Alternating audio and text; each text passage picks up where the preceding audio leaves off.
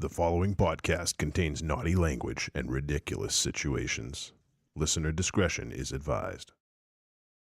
When you think of horror authors, who comes to mind? Stephen King, Clive Barker, Dean Koontz, Edgar Allan Poe, Steve Van Samson? All notable and worthy writers of terror. But coming this October, you can add Dan Aykroyd to that list. Yep, Elwood Blues, Judge Alvin J.P. Vulcanheiser, Joe Friday, and Ray Stantz himself. His debut novel, Soul Hider, can be ordered through Amazon. And remember to click the link so we can get a cut of that because it helps keeps the lights on. Now, it is well known that Aykroyd has a fascination with the paranormal and alien activity, and that is what this book is centering around. So I expect this to be a very interesting read. He has written plenty of forwards for his dad, Peter, but this is his first novel, so let's show him some support. And hey, who knows? Maybe he'll write in a scene with that Twinkie that's 35 feet long and weighs 600 pounds, because that's a big Twinkie. And welcome to Trick or Treat Radio.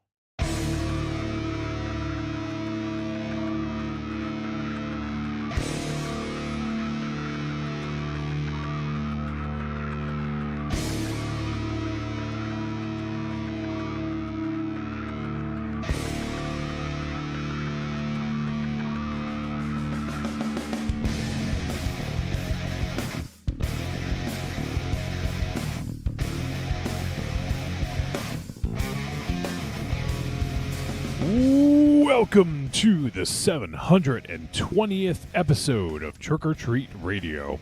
Trick or Treat Radio is a stake through the heart of horror and pop culture. We wade through piranha-infested waters of streaming, VOD, and cult cinema in an attempt to find hidden gems to discuss so you can make informed viewing decisions. Episodes are streamed live every Thursday night around 8 p.m. Eastern Standard Time on trickortreatradio.com.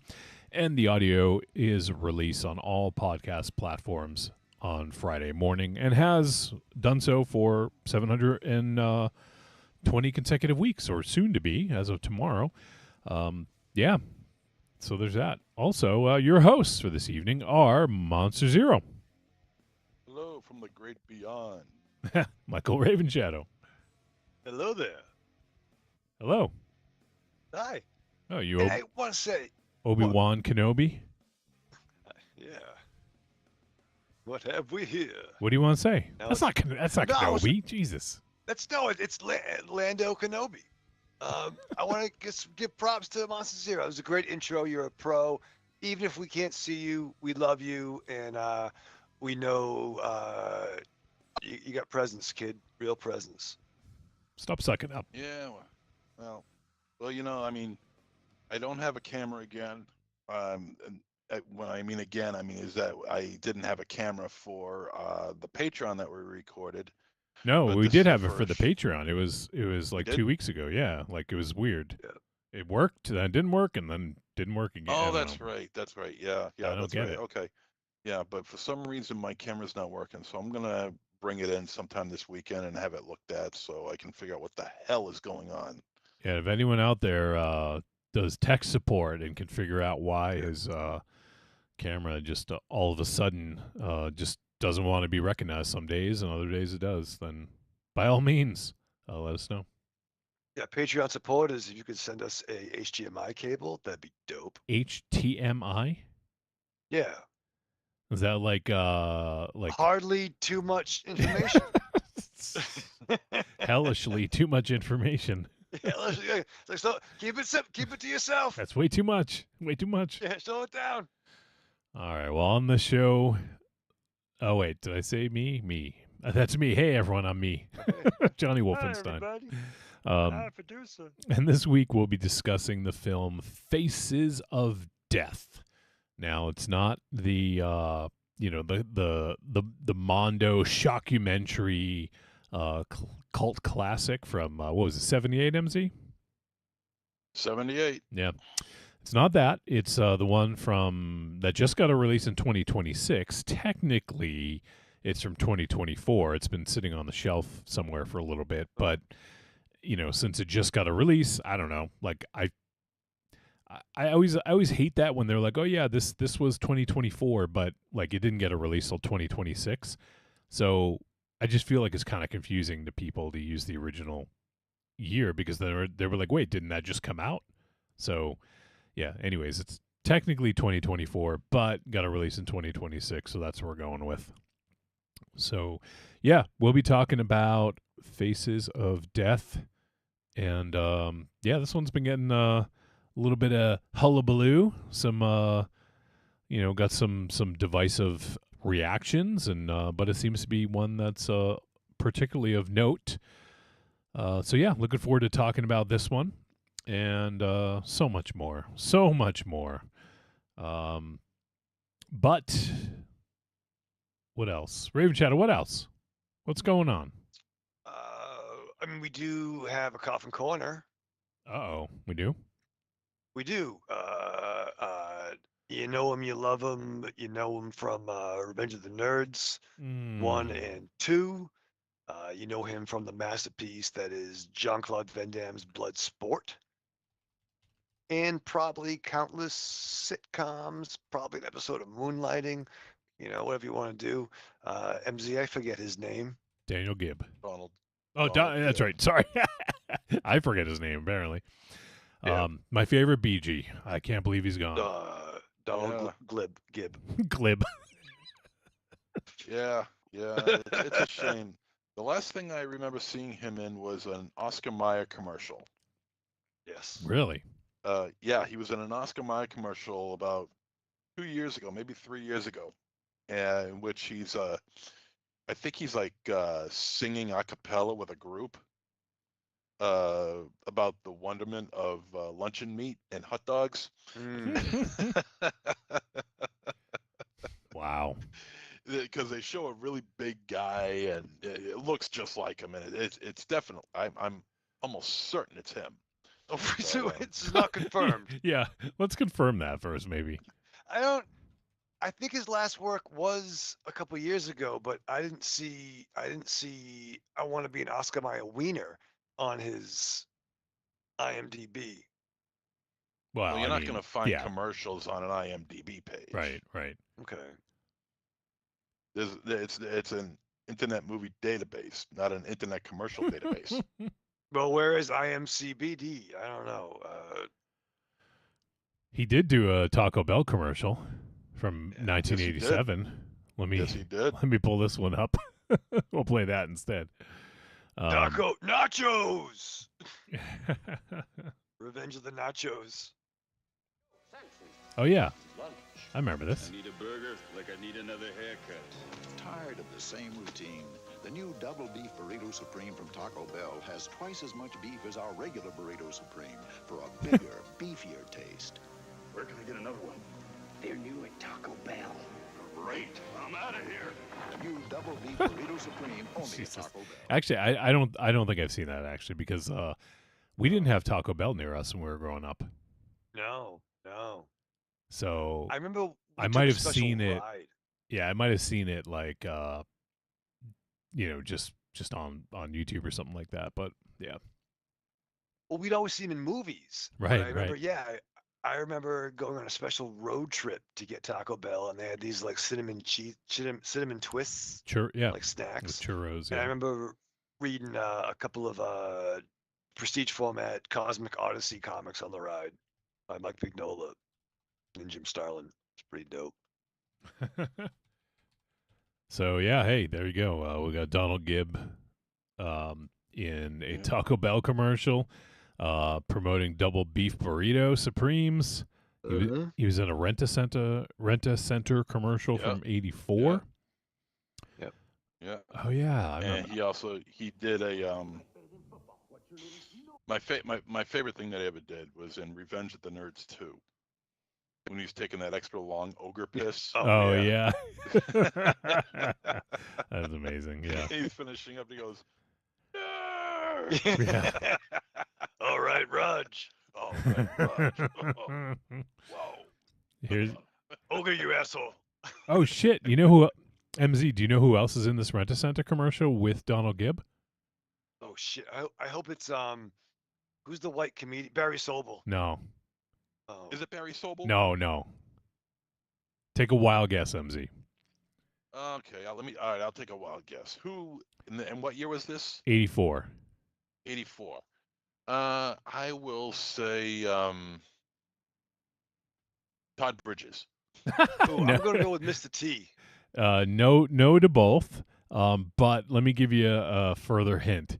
He was in Police Academy series. Oh, Bobcat Goldthwait. No. G.W. Bailey. Nope. Hightower? No. One more guess, MZ. David Graff. Nope. Art Matrano. Art Matrano. Yep. Art Wowza. Matrano and Donald Gibb in a Rent-A-Center commercial. Here we go. Oh, Bubba, a new place called Rent-A-Center. Yeah. Right now, you can rent a brand name color console and a front-loading cable-ready Fisher VCR with wireless remote control for just $19.95 a week. That's right, Bubba. You rent them both at Rent-A-Center for just $19.95 a week. Yeah. Now, Bubba, read my lips. Rent-A-Center offers a money-back guarantee. Yeah. At Rent-A-Center, renting to own is the right thing to do. Not now, Bubba. Go to Rent-A-Center after the game. Oh, good thinking, Coach. Bubba. That was Art Matrano. That doing the Nice. talking. I could almost Nice. hear I could almost hear him say Wowza, yeah, yeah. Yeah. yeah. Yeah. But did anybody feel that he was putting on an accent? Yeah, he In was the like audio? putting on he was like putting on a Texas Oklahoma accent. Mhm. Yeah. I didn't hear Texan. Well, some southern accent. Oh, I heard urban. Well, it's for so at the end of the commercial it says Rent-A-Center, and then it has the telephone number for Norristown, Ben Salem, Market Square Shopping Center.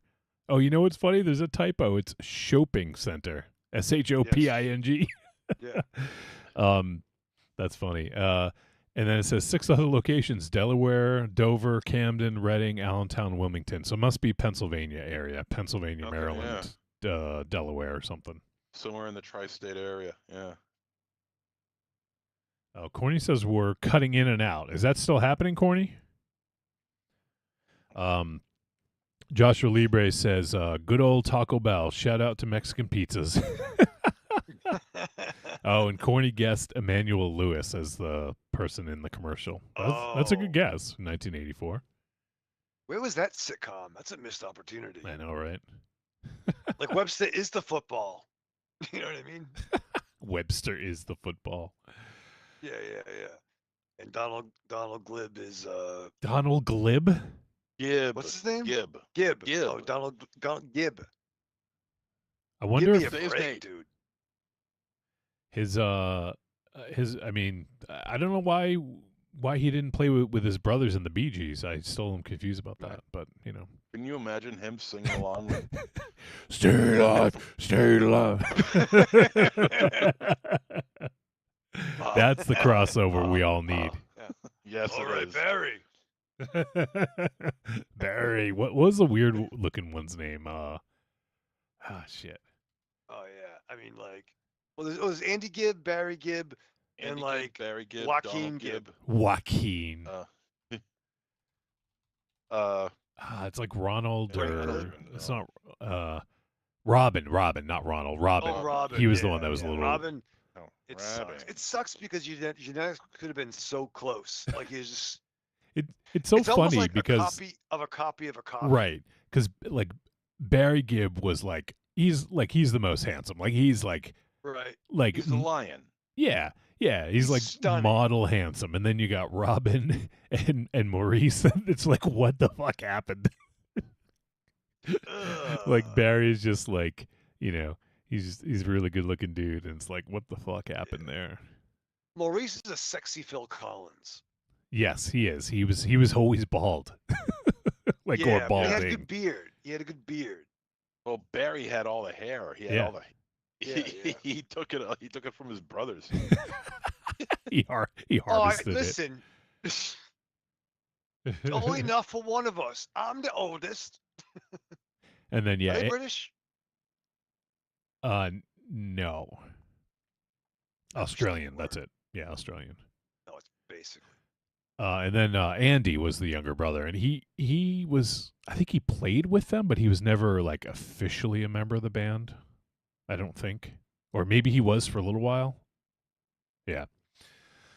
All right. Evil Corny says it's good now, so I guess it was buffering every few seconds. I don't know if that was.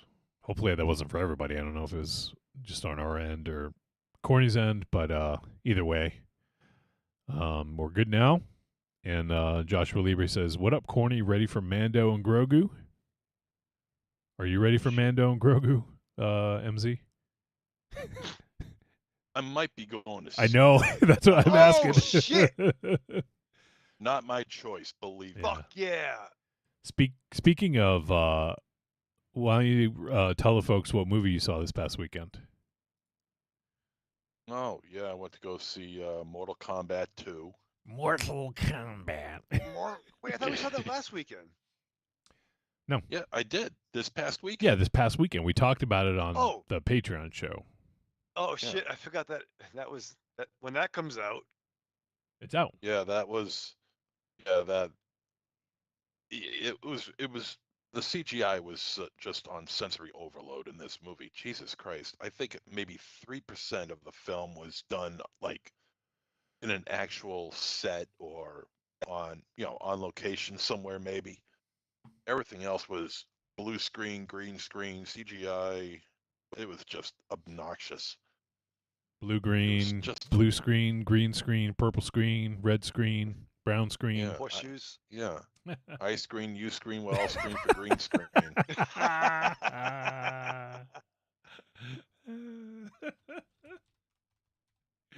That's And funny. it was just an obnoxious amount of CGI.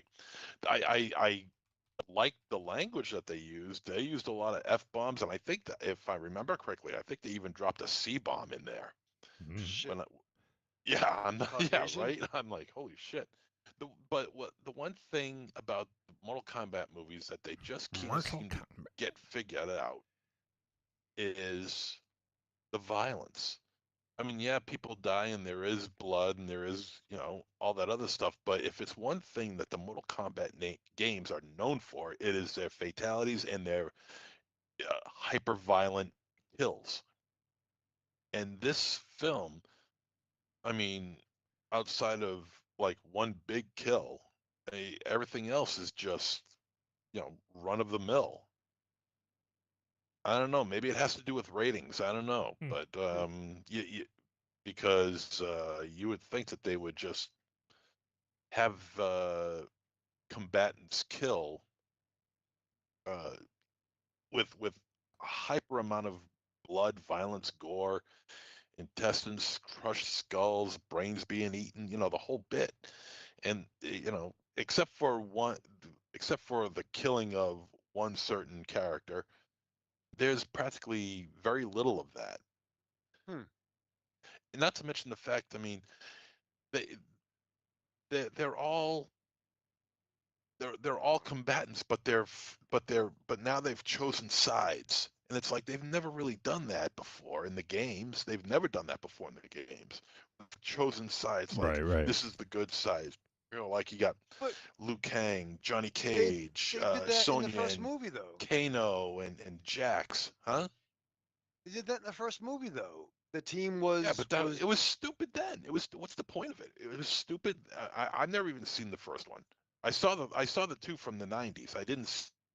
That's what I mean. The Mortal Kombat with claymation El Goro,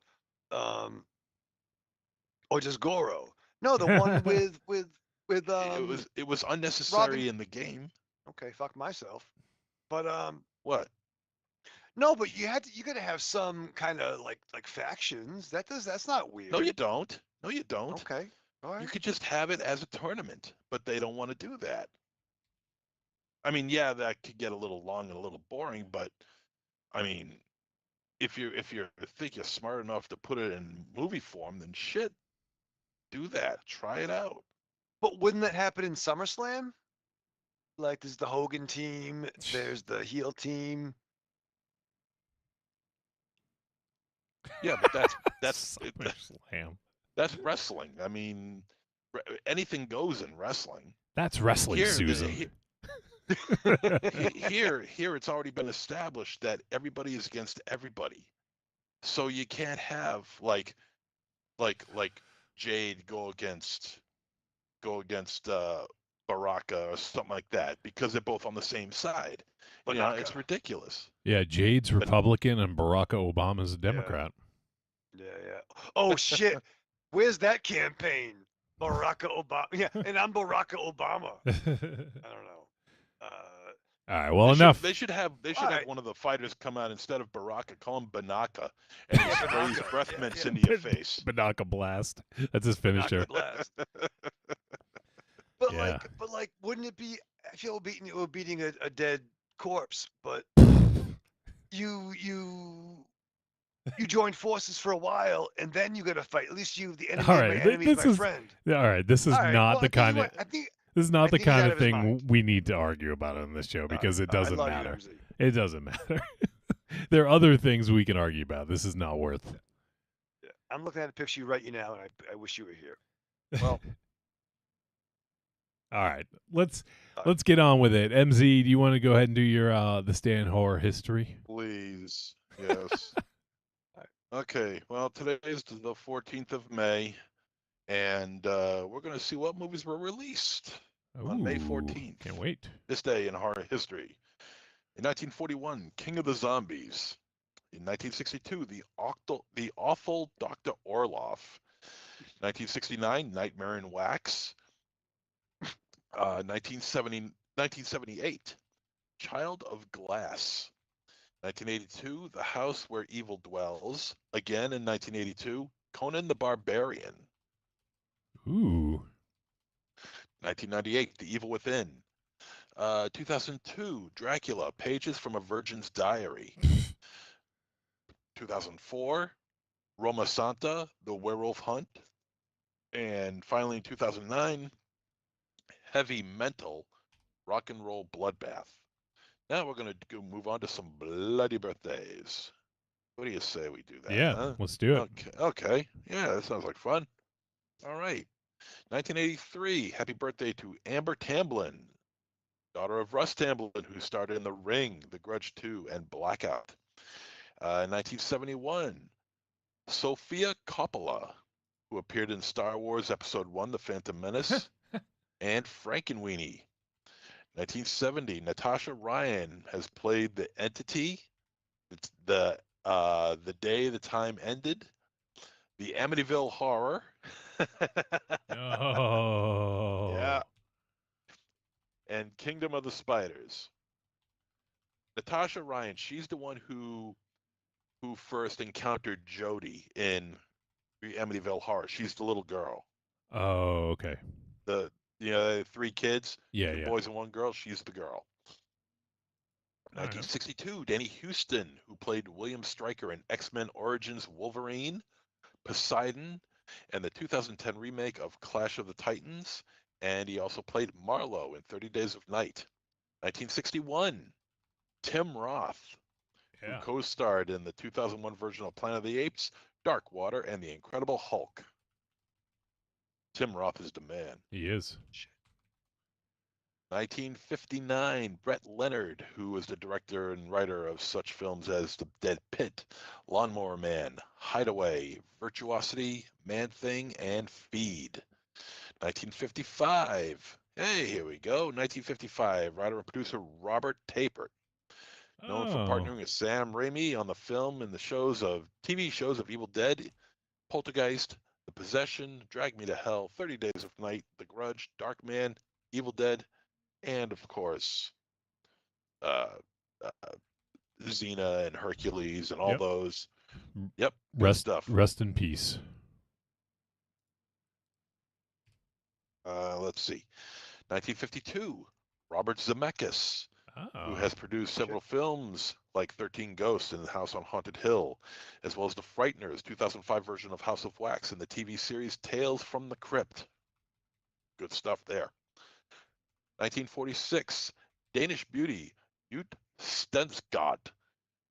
She appeared in Lust for a Vampire, Scream and Scream Again, and Dead of Night. That's a TV series. 1946, writer, producer, director Joe Zito, who worked on Friday the 13th, he directed Friday the 13th, the final chapter, and The Prowler. 1944. Oh God, here we go. 1944. Happy birthday, George Lucas. Yes, What the fuck? man. Boy. I don't even have to tell you what he did. Yeah, he did THX I'll tell you 1138. what he did. He made he made an enemy out of William Friedkin. That's what he did. 1940, Victor Miller, who is the writer of the original Friday the 13th film. 1932, Kenji Sahara, who appeared in Rodan, Godzilla, and Mothra. 1921, this is the final one, the legend, a fucking titan this guy is, Richard Deacon, who is best known for playing Mel Cooley on the Dick Van Dyke Show, but he also was in The Birds, 1953 version of Invaders from Mars, and he also was in Abbott and Costello, Meet the Mummy. Happy birthday, everybody, except for George Lucas. You suck. Christ. Jesus. Why does he suck? Yeah. Well, first of all, He so created it is. THX 1138. Yeah. Big deal. And What do you Lucasfilms. Yeah. Howard the Yeah, Duck. and you. Oh, well, Howard the Duck I can live with. I figured. Yeah. It's the best thing you ever did, really. You like the Willow? No, I never seen Willow. Me either. Well, I Me can't either. blame you. I can't blame you. I never Well, saw wait, Willow. no, You know what? Willow. Wait, I thought Ron Howard directed Willow. Did Yeah, Ron yeah. Howard direct Willow? Yeah, yeah. But it was a George Lucas. It was a Lucas joint, though. Oh, okay, all right. I think. And you know why I Did didn't Lucas see write it? Yeah, did he something because- co-wrote it. Yeah, and then Ron Howard directed. Yep. Because you know why I didn't see it when it came out? I'm like, oh shit, this is the new Lucas fucking Star Wars joint. And there were either no action figures or lame action figures. And that was how you measured a fucking property where I come from. So yeah. But young Val Kilmer though. Not that young. Out of the way, Peck. What's it? Nah, Nah, he's not that. It wasn't that young. Yeah, but younger than we are now. no. You want young Val Kilmer. You watch Top Secret. Yeah. That's what you He was- watch. Yeah. He's younger Val Kilmer. Yeah. Anyone, that did something before the day you're talking about them is younger. Yeah. Well, yeah. I Yeah. mean, I don't think we should. All right. Well, can we go back to fighting about Mortal Kombat? No, Like, I'll die on the Val Kilmer hill. Real Genius and Top Secret, two of the greatest films of all time. Yep. Although to be honest, I'll take Top Secret over Real Genius. That's a tough one. I might too. Well, oh This man. is not Mel Torme. Yeah. chocolate mousse. What's that? Chocolate mousse. Gasoline. Ha ha ha ha ha. Chocolate mousse. Oh man, I love. Yeah, I You know, love one all of the those. one of the German soldiers, one of the high-ranking German soldiers, not shoulders, German soldiers. soldiers in that film, played Dim in A Clockwork Oh Orange. yeah. I don't think I knew that actually. Yeah, well, now you know. And knowing is half the battle. Yep. Yep. Georgie the General. Yeah.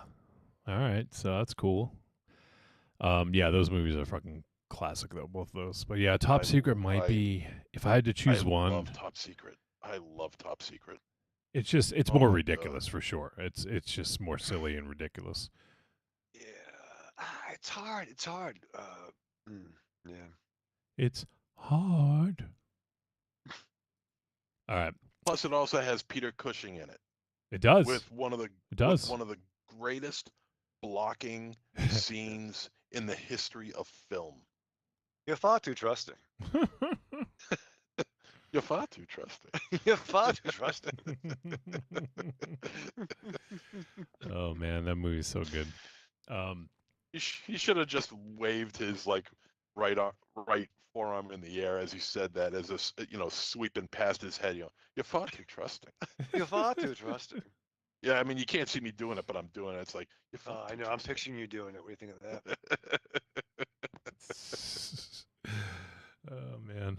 All right, so that is Bloody Birthdays. Happy birthday, one and all. They're all listening right now, especially George Yep, Lucas. They are.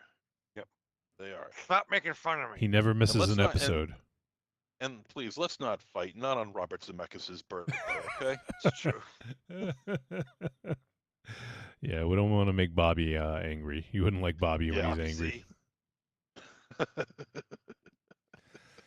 All right, so we got some trailers. We should get to these quick. I think we're only going to do 2 today. There wasn't too many major ones that came out. But yeah, oh, and I haven't you mentioned at the top, MZ, but for those who might have tuned in late or whatever, MZ's having some camera issues. That's why if you guys are watching the live feed, you see a static picture of him. But if you're listening to the podcast, then hey, you didn't know anything. You didn't know before we told you. So He looks the same. oh man, Evil Corny posted a GIF of George Lucas laughing, and you can see his gullet moving. That You know, it'll be the worst sitcom of all time, or the best is like George Lucas and Bret Hart living together. why? What? I just picture them being so miserable together. Well, if you got kicked in the head and got a concussion from Bill Goldberg, you'd be pretty fucking miserable too, wouldn't you? Bill Goldberg. Yeah, no, fair. I'm not saying he's not wrong, but just like, you know what I mean? So, Okay. let me catch up on the chat. Just want to catch up on the chat, Raven Chat. That's what I want to do.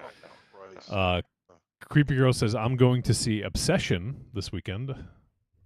Yeah. How come you're not going to see that, MZ? It's not playing anywhere. Oh, okay. That's getting a lot of good buzz. Yeah. I saw on Discord, actually, you guys probably don't pay attention to this stuff, but they have Discord occasionally has like quests that you can do, like finger quotes quests, and by doing so you get like the what do they call them, orbs, like, and you can use the orbs to buy like shit to like trick out your fucking Discord. Anyways, one of the quests was for Obsession, and I saw that, and it's actually like a little puzzle game where you have to escape a room while like the crazy like obsessed girl is like trying to get in, and you have to like Oh shit. find like a code and enter it. It was actually pretty cool. It's very basic, but I thought it was actually kind of cool. But it was a nice little crossover that they did for that. So anyone cares about that, you can find it in Discord if you have your like quests turned on. There's that, and let's see. Oh, Joshua Libre says, I will never get tired of Christopher Lambert Mortal Kombat. And Evil Corny says, don't forget about Indiana Jones. It's true. For George, I guess, right? Well, MZ probably forgot about it. He didn't want to remember it. Oh, you can't forget about it. It's always there. Yeah. The circumstances in which you had to watch it were pretty outrageous. All right, but we're going to do trailers, so let me go ahead and get this queued up and share it with you guys. Listener guys. I mean, not listener guys, hosts. Oh. Hosts, you fucks that are on the line with me. You need me to share it with you. Share it with us, Wolfie. Where? Oh, there we go. Okay. All right, so let's go to our. Is that a song? Let's go to not Busta. Let's go to our coming attraction reaction. All right, here we go. Now we're going to check out a trailer for an upcoming film. I said that this was the sequel to Balls of My Father. But the name of the movie is The Voices of Our Mother. So you had The Eyes of My Mother, The Balls of My Father, and now The Voices of Our Mother is the next one in the series. No, this The taint of my nana. Can nanas have taints? I don't, Is it like is a taint a guy thing or not? well, might be a guy thing. My grandpa's taint. Jesus Christ. All right, Pepe's taint. let's check out this trailer. This is for The Voices of Our Mother. It's a horror flick that is directed by Mark O'Brien and will be appearing on Shudder soon, I believe. Just seeing if I recognize any of the cast.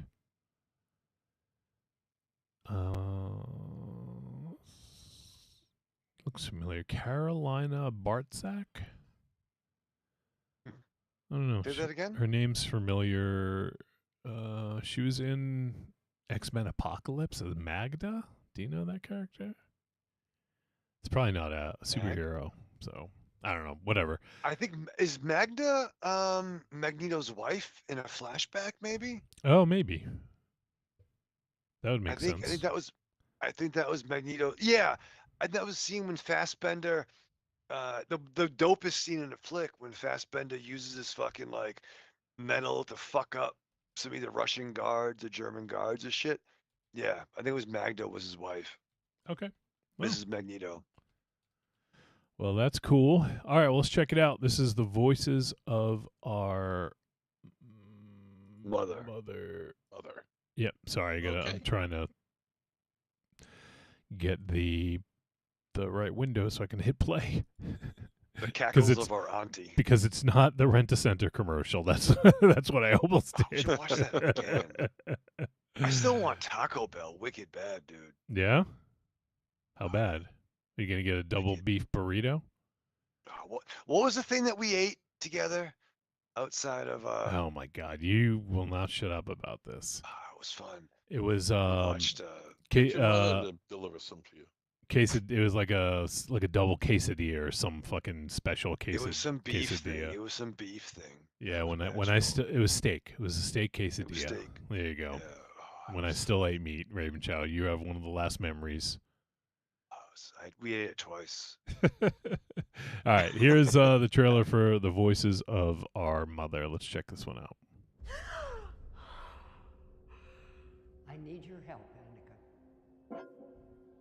Your mother's going to need you. Evil begets evil. Religious horror. Ah.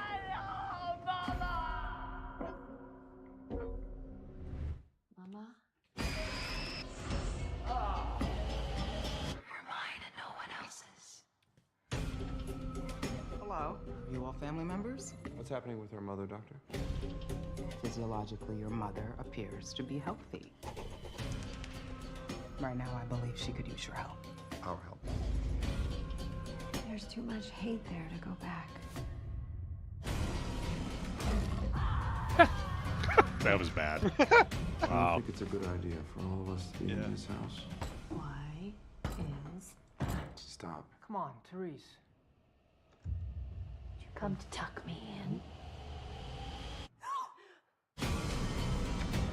Your siblings have done awful things. Every single time that she's around us, we start turning on each other. She's beyond our help. She could be possessed. That woman I saw, that was not your mother. You're mine and no one else's. You're mine and no one else. You are mine and no one else's.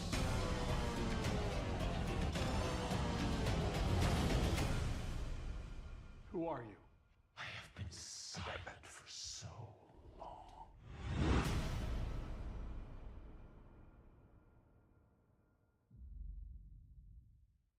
Okay. How many more times can they say mother? That's what I'm curious about. Right. Mother. I don't know that. It's like Carol Ann in Poltergeist Yeah. 3. How many times can you say that? Go to the light. Yeah, I mean, they made a movie. I don't know. Some of the stuff in that looked really bad. That Yeah. gargoyle. The gargoyle that. Yeah. Yeah, that was bad. And then there was one other part. Actually, I don't even remember what it was now, but there was one other part that looked really. Oh, someone got hit over the head with something, and it looked really bad. Yeah. I mean, it looks okay, but it just looks.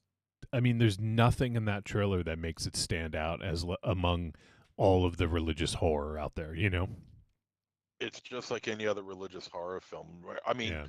we can't say that just from seeing the trailer, but from seeing the trailer, I mean, just from seeing the trailer, I would say that, yeah, it seems like it's just, I mean, we could be wrong though. I mean, Yeah, and of I course. hope we are, but it could be a bad course. trailer, and maybe they just didn't want to show too much, and so holding back made it a little weak. But yeah, I don't know. Nothing really exciting about it for me. I don't know. Looks like Just the way I was just gonna say, just the way the title card sits there. It doesn't look good. It doesn't look polished. It doesn't look polished to me. Not that it should be, but I mean, it just doesn't. It just doesn't feel like it's finished. I feel like films on Shudder tend to have like at least a certain level of polish, and this one looks like it might fall a little short of that. But I don't know. I mean, maybe we'll check it out. Yeah, the trailer's not doing much for me though. How about you, Raven Shadow? At least you prefer your religious movies with Sydney Sweeney in them, right? I do. I am also a big fan of nunsploitation, but I mean, it looks like a religious horror movie. And you know how much nunsploitation is in this movie? Probably not. None enough. of it. None of it. Yeah, boy. Same page. What are you gonna do? Yeah, gargoyles. You know, that's cool. Gargoyles. Gargoyles. All right, yeah, and the synopsis is super bland. When a family matriarch falls seriously ill, relatives gather and discover their shared ancestral ties bind them in unexpected ways. Is it me, or does religion not need help being a horror movie? It doesn't. It really doesn't. You know, you're like, oh shit, passing around the building fund. Ah. This was filmed up near Rocky, though, in Ontario, Canada. Oh, so it's not only just regular religious horror; it's Canadian religious horror. Yes, exactly. It's really polite. Yeah. No. Yeah. Yeah. Yeah. All right. What are we gonna do for the next one? Let's see here. Probably something better, hopefully. Hopefully. All right. Let me go to the next one. So this one, I do know this one is like indie, like for sure. This is low, like kind of a low budget. So we kind of know that coming in, right? Now. And it is it is being billed as the first speaking role, or the first starring speaking role for David Howard Thornton. Yeah. Which is Wait, kind of a funny. He's Art the Clown. Yeah. Oh. Yeah. Oh. It's kind of a funny way of putting it, you know. Introducing Terrify's voice. Art the Clown speaks. What'd they do? Rub peanut butter in his gums to get him to talk? Loose lips sink ships. Why do I feel this is like Tarantino, starring in Mr. Destiny? What? I don't know. No, there was that might have been the Jim Belushi movie, but there was a Johnny Hollywood. Tarantino got his own movie, MZ, right?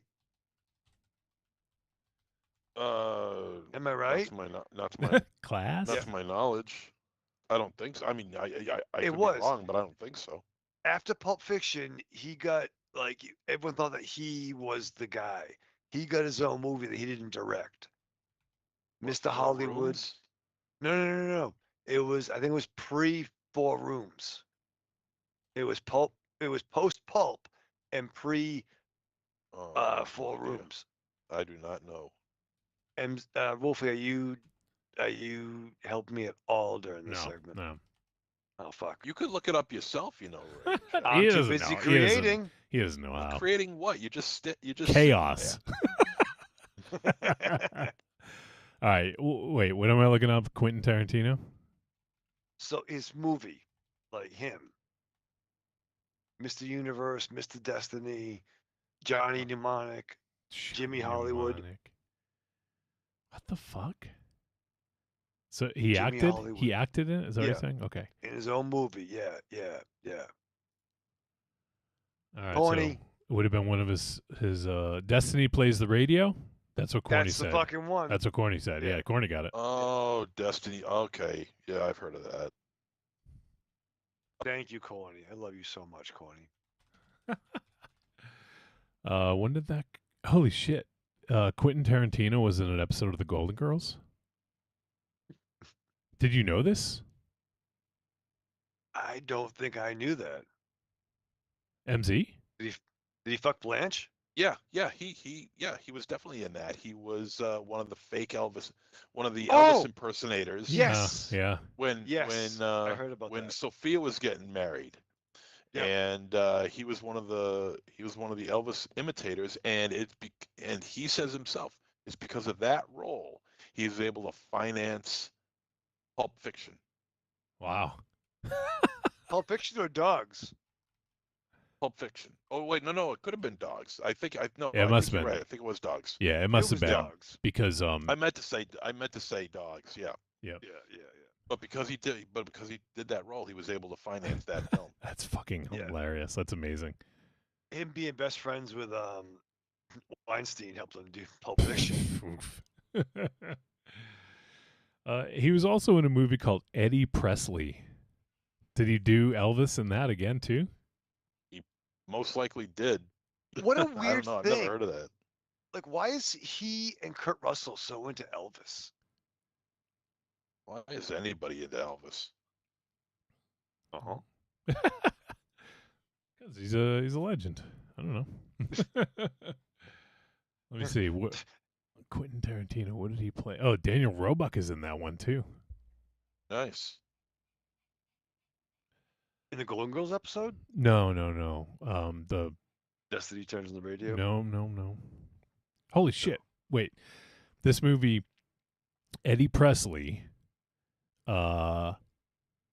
It's got Bruce Campbell has a role in it.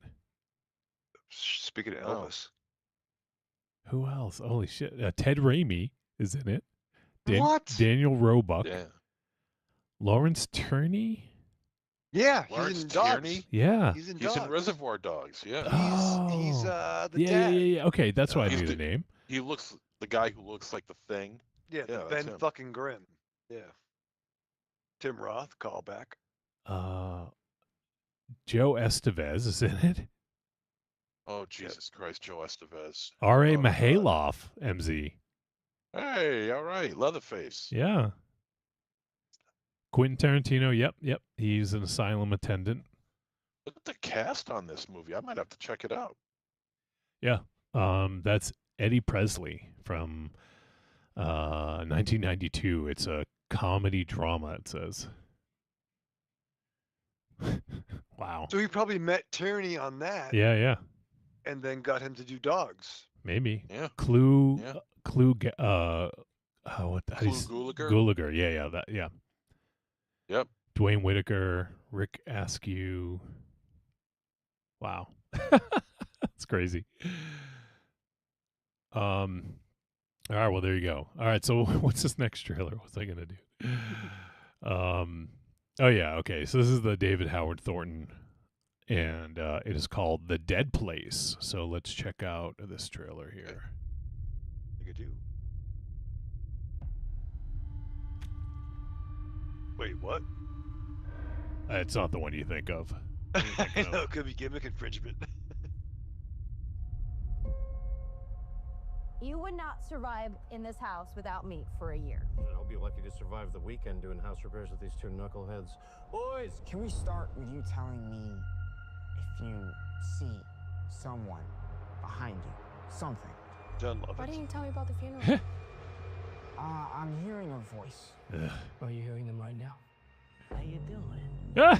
I'm the new kid. Ah! I've seen these I'm the new kid. fools before, but this one's I'm the different, new and kid. It walks and talks. It's like it forgot Treat. it was dead. Are you now, or have you ever been under the influence of hallucinogenic drugs? You're not listening. You think this is frightening for me? Violence is not always the answer, but Sometimes. sometimes it is. Oh, yeah, sometimes it is.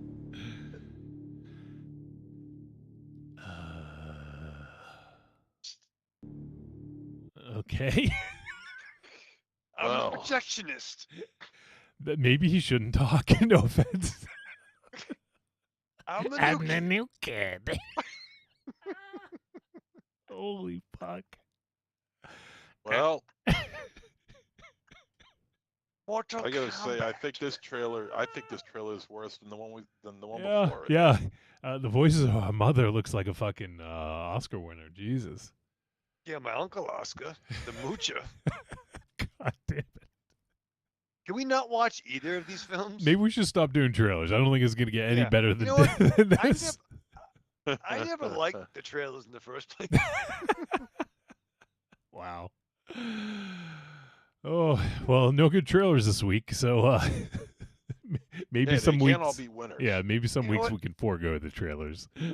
You know what? Check out your own personal library. See what you got on physical media. Joshua Libre says, I'm expecting a very thorough review of that from Trick or Treat Radio. Oh, my God. Which one? I'm the new kid. The Dead Place. I'm the new kid. How you doing? Nice to meet ya. Right? Like, Right. that's I'm what the a new book. kid. Nice to meet you. And, like, I don't know if David Howard Thornton's David Howard Thornton, if his character is like dead in that movie or something. Like, I have no idea, but there's no way I would believe that he's a fucking high school student. Yeah, Yeah, You which know? one was he? Was he the new kid? He's in his 40s, for I Christ's know. sake. I know. What is he, a member of 90210 for crying out loud? Jesus Christ. Ah. Well, all right. You know well- what? Now I kind of want to see it. All right. I think we're done here. So I let's think we're done. let's wrap up so we can head to the break and talk about Faces of Death. Corny says, oh yeah, David Howard Thornton is from Alabama also. Well, It's all about Alabama. Alabama doesn't have a good track record of acting, apparently. Oh, I'm just kidding. I'm sure there's a lot of great actors from Alabama, but Yeah. I'm sure, like, that role from The Dead Place was not one of them. Joshua Libre, Evil Corny says it's going to be my Patreon takeover pick. The Dead Place. All right. So if you guys want to support the show, there's a few ways you can do so. The best way is to head on over to patreon.com/trickortreatradio. And there you can help support the show for as little as $2 a month. And it goes up from there. If you want to get into the highest tier, you can get your own Patreon takeover where you get to pick 2 films for us to discuss. And if you are so inclined, you can be a guest co-host on that episode with us. So give that a look and consider supporting. We just put up a new episode this week. And it is our April episode. It was a little late. If you guys recall, we had some scheduling conflicts. But this is the first part of a multi-part series. And it's called Fools and Folklore. And so you can hear part 1 up on Patreon. And for those Patreon shows, they are exclusive to Patreon. They'll never be available anywhere else. Only available to our Patreon supporters through supporting on Patreon. So you get something for your money. So yeah, consider supporting and help the show out.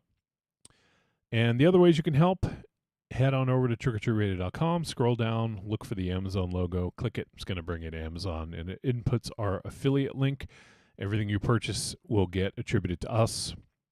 You don't pay anything extra. It's just we get a tiny little cut. So consider that as well. And finally, on trickortreatradio.com, you can go ahead and get the greatest hits of Trick or Treat Radio, volumes 1 through 3.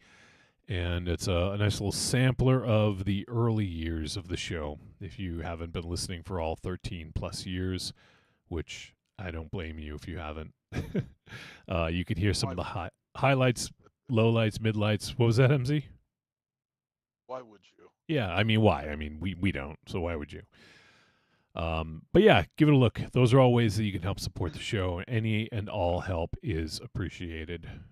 All right, Michael Ravenshadow, lay it on us. Bring us to break. Oh yeah, was you gonna read something from Joshua Libre? What? I thought before we did the little spiel, you were gonna read something from Joshua Libre. I was trying to put him over. I think I read everything. Okay.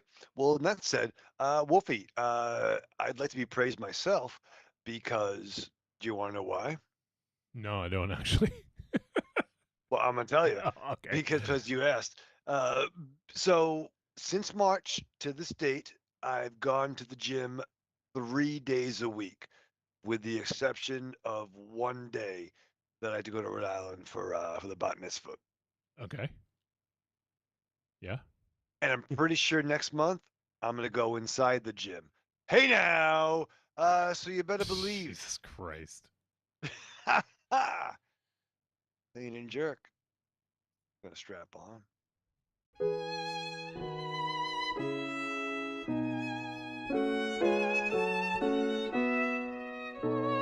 Guests of Trick or Treat Radio stay at the luxurious Raven Chateau, located on the back roads of beautiful Leicester, Massachusetts. Enjoy the wonderfully half-manicured lawn as well as roomy parking in the street. Enjoy fine dining in our antique home-style kitchen with all the Uncrustables and Rolling Rock you can consume, breakfast, lunch, and supper. Sleep in our beautiful twin beds with our unique cat hair, dog hair blend pillows, accompanied with our special DC, Marvel, and X-Pac motif throughout. And for a limited time, if you say Bombaleo when checking in, you'll receive 15% off your next stay. The Raven Chateau, where quality matters, and home to the world's largest urinal.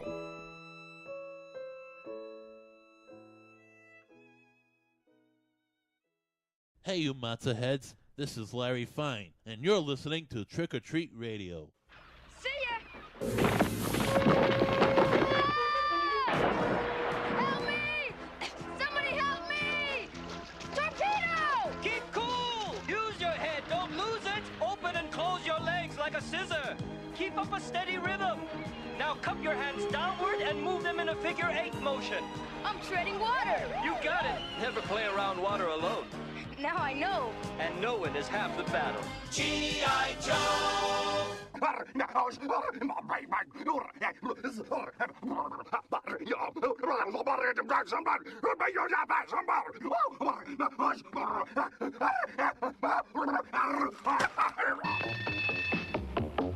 I'm tired of candy, tired of gum, tired of hunger, and food that's no fun. I'm tired of pretending I don't like spaghetti, but school lunch keeps me roaring ready and rock steady. Pizza, spaghetti, burgers. With Chow Daddy in your school cafeteria, it's the fun place to be for lunch. Desserts.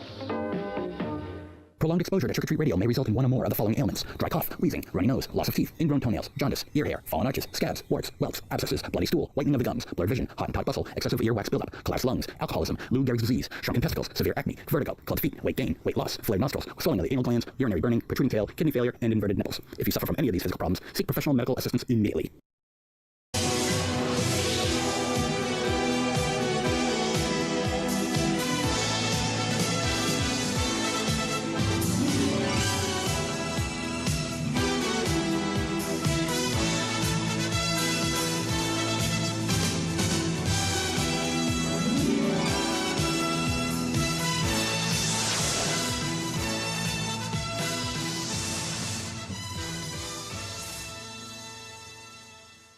And we are back on Trick or Treat Radio. And it's time to talk about a movie. And that movie is Faces of Death. Not The Dead Place. All right, let me pull up the details here. All right. Faces of Death from 2026, or like I said, it's been on the shelf for a couple years, so I think 2024 is when it first saw festivals, but is rated R. It's 97 minutes, and it is a horror film from director Daniel Goldhaber, and is written by Issa Mizay and Daniel Goldhaber. And the film stars Barbie Ferreira, Dockery Montgomery, Josie Tota, Aaron Holiday, Jermaine Fowler, Charlie XCX, and Kurt Yu. The synopsis for this one: a woman employed as a website content moderator comes across a series of violent videos reproducing death scenes from a film. All right, and let's see. Daniel Goldhaber previously has directed. He actually did a movie we did on the show a few years ago called Cam. That was back in 2018. Yeah, I remember that. Well, Yeah, so that was I don't know if you remember Raven Shadow, but the synopsis was: Alice, an ambitious cam girl, wakes up one day to discover she's been replaced on her show with an exact replica of herself. Kinda. Yeah, I remember being a little trippy, a little interesting. So, yeah. So he did Cam, and he also did a film a couple years ago called How to Blow Up a Pipeline. And he did a few... yeah. He did Get elected. And he did a few episodes of 50 States of Fright. So... Okay. But this is his latest work, Faces of Death. And as for the cast... I mean, I've heard Barbie Ferreira, but I don't think I've ever seen her in anything. But does anyone know, is she related to America Ferreira? I don't know, maybe Abel Ferreira. Oh, it's pronounced America. America. Okay, well, it looks like America to me, so I'm a gringo. Yeah, it's spelled like America, but it's pronounced America. And you know what? Their last names are spelled differently, so yeah, okay. So it's not. But she was in Nope. That's right. I do remember her in Nope. Okay. She had a bit part in that. Oh, okay. And Was she Margot? Yeah, she plays Margot. Oh. In this, yeah. She's also, I guess, in Euphoria, which is probably where most people know her from. But I've never seen the show, so I don't know. And also Dacre Montgomery, who is probably best known for his role in Stranger Things as, I believe the character was Billy, Max's older brother, the one who he was the lifeguard with the the kind of mullety hair, kind of the cool dude who got possessed by what was it? I don't know if it was a Demogorgon. I'm trying to remember now. He got possessed by I think the Mind Flayer. Yeah, Billy Hargrove. So, well, there you go. All right, that's those are the main cast, and I've heard of Charlie XCX. I know she's a musician, but yeah, she had a bit part in this. She was Gabby, the I guess the girl who was on the roof smoking. I guess that was her. Oh, I like her. So she had just kind of a bit part in this, but yeah. She's my favorite character. She's a bad girl. Is she? Hope so. Why? It's cool. It's cool? All right, well, whatever. All right, let's jump into this movie. All right, well, it's cool being... All right. So, just to kind of set the scene here, Raven Shadow, have you ever seen Faces of Death? I can't recall if we've talked about this. Oh, dude, we've talked about it a lot, man. Well, I Ever know, but since you know, like setting it up for the, I don't remember. So, but and I'm also setting it up for the listeners. See, I knew what you were doing, and I was also setting up for the listeners. This is we were like playing a game of pickleball right there. No, we're definitely not playing pickleball. Why? I ain't playing So pickleball with you. why? I won. I won a set. I legit did. But no, yeah. I mean, this was probably the first like the legend of Faces of Death is something if you're of a certain age and you were a video store renter, frequent renter, what? Frequent renter, whatever you want to call it. Frequent bedwetter, is that what you're trying to say? If you were whatever, whether you bedwet or you rented smut, you know what I mean? But no, it was a legendary franchise, and I know when I was renting it with my childhood friend, it had this era of this is real, this is a real thing, and this is before fact checking was a thing, and it was almost like an urban video store legend that these were snuff films, and we had to go in stages. We'd like rent a we'd rent RC Race for Nintendo, you know, Pail Kids the movie, and then Faces of Death to see if we can get it through. Um, but turns out it was debunked that it was not a real thing. It was all a work. And again, if you're under 40, I don't think you'll get the cultural importance of this. And obviously, the internet blew that wide open. But Yeah. but yeah, I saw the trilogy. All right. MZ, obviously, I know you have, and we've talked about that. I've seen, I know I saw the original. I think I saw the second one, and maybe the third. I actually don't recall, but I have seen some of the knockoffs as well, like Traces of Death and Right.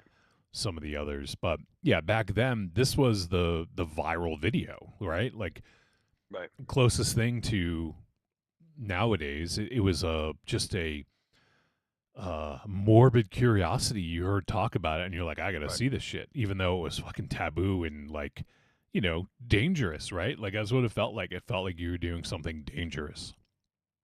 And nowadays, all you gotta do is just do a fucking search and you can find something within seconds, you know, which this movie sort of tackles a little bit of that as well. So, but yeah, MZ, if you have anything to add about the originals before you dive in, go ahead and do that, and then you can just slide right into your first impression.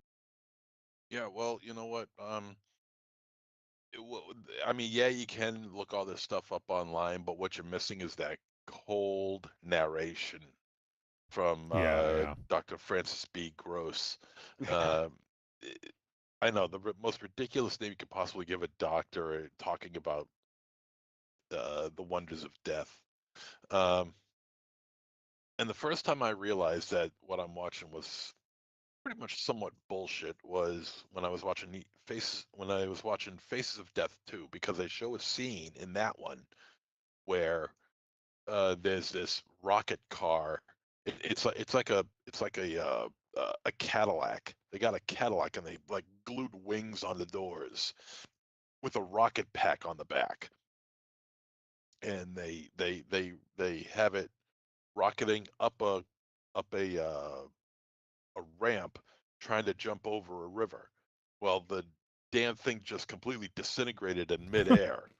Okay, and the guy survived. Had to go to the hospital. He broke his back like in 3 different places, but uh, when it was at the moment when I was watching that TV show, That's Incredible, and they showed that exact same scene on that movie, and I'm like, you got to be kidding me. I saw it on That's Incredible first, but then I saw it on Faces of Death 2 on tape, and it's like, what the fuck? I thought this was now they're showing things that were on nationally syndicated television programming. So, but yeah, it's a geek show, and a lot of it is fake, and whatever they could rustle up was real was stock footage or footage that their camera people went to go film, like the beheading of the chicken, like the morgues, and all that other stuff. And so, anyway, but that's my take on Faces of Death. Now, what I did to prepare myself for this reimagining is that I refamiliarized myself with Faces of Death. So I watched it again, and yeah, it's been years since I've seen it, and you know what, it's still a geek show. It's a hard watch. You know, I guess maybe because I'm older, I guess you know the but it but when you watch it with a more keen eye, you can really see, you know, how fake the fake stuff is, and the real stuff is obviously real. The scene with the monkey is fake. I mean, even the director says that was fake, and you could tell it's fake too.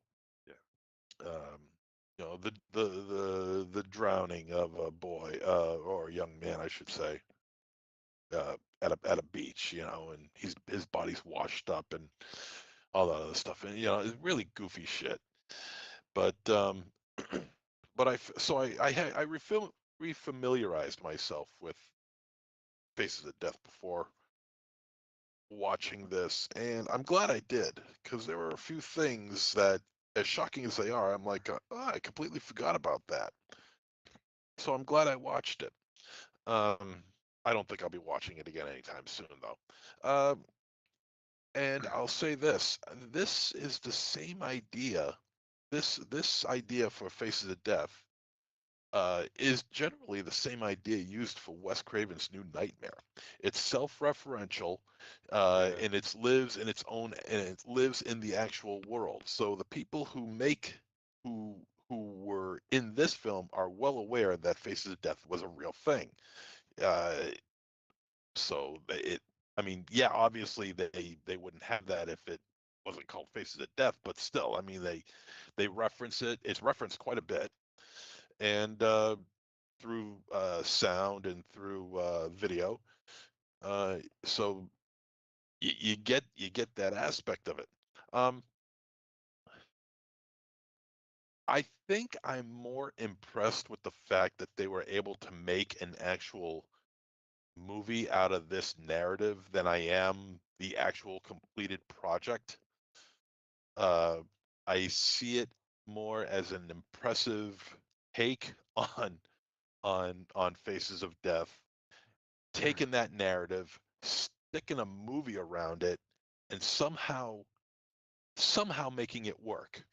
It's not perfect, but somehow they make it work without overbearing the original on you, and as well as pretty much cutting out all the animal violence. You didn't, you know, there are scenes where one of the characters is fast forwarding through all the animal violence, not because she didn't want to see it, but because she's looking for clues, and but so they bypass that, but it's all the other stuff that she looks at, the executions, the the beheadings, the electrocutions, uh, you know, firing squads, whatever.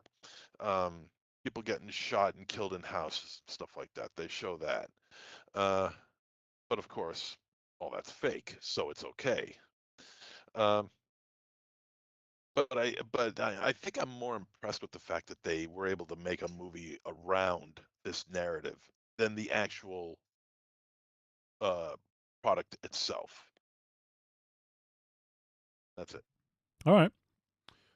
Raven Shadow, how about yourself? So first impression. Yeah. So I'm gonna probably contradict myself in a lot of ways in this conversation, discussion, whatever you want to call it. As mentioned several times previously, the memory of the Faces of Death films is not as good as the execution, if you will, of the Faces of Death films. And I've not seen these movies in almost 40 years, 30 something years, you know, like probably between 12 and 14. Saw all three. And again, I have no desire to revisit. It's just, again, the memory of it.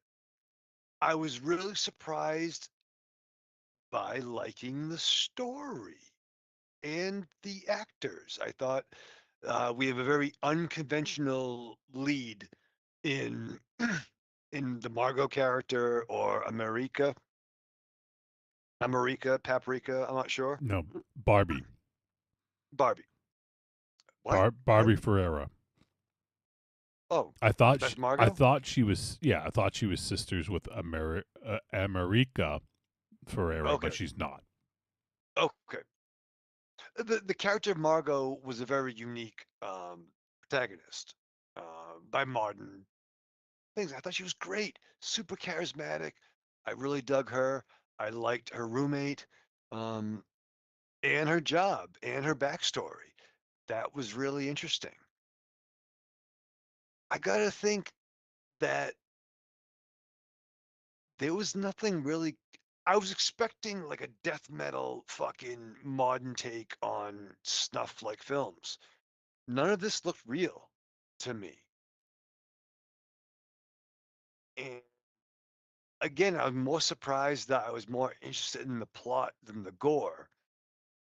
However, I feel there was a series of missteps. And maybe overall, um, I feel this film is undercooked. Um, but part of me still wonders why now and why bother, to quote the late Rob Reiner. I thought you were going to say Rob Van Dam. That's just kidding. the whole effing show. But yeah. All right. So for me, yeah, I there were some things I appreciated. I appreciated the like well, let me back up. The thing is, I don't know who this movie is for. Is it for fans of Faces of Death, like people who have seen the original, or does it work for people who aren't familiar with it? Because, you know, we all have the knowledge that Faces of Death exists and we've seen it, right? So Yes. I wasn't sure if this film would work for somebody who has no idea what that is. Now, obviously, that doesn't affect my enjoyment or lack thereof of it, but it's just one of those things that's it's interesting that they decided to do this. And you know, I would love to hear that pitch meeting, right? Like, oh, we want to do a reimagining of Faces of Death and take, you know, all these like rumored snuff videos and make a film like a narrative around it.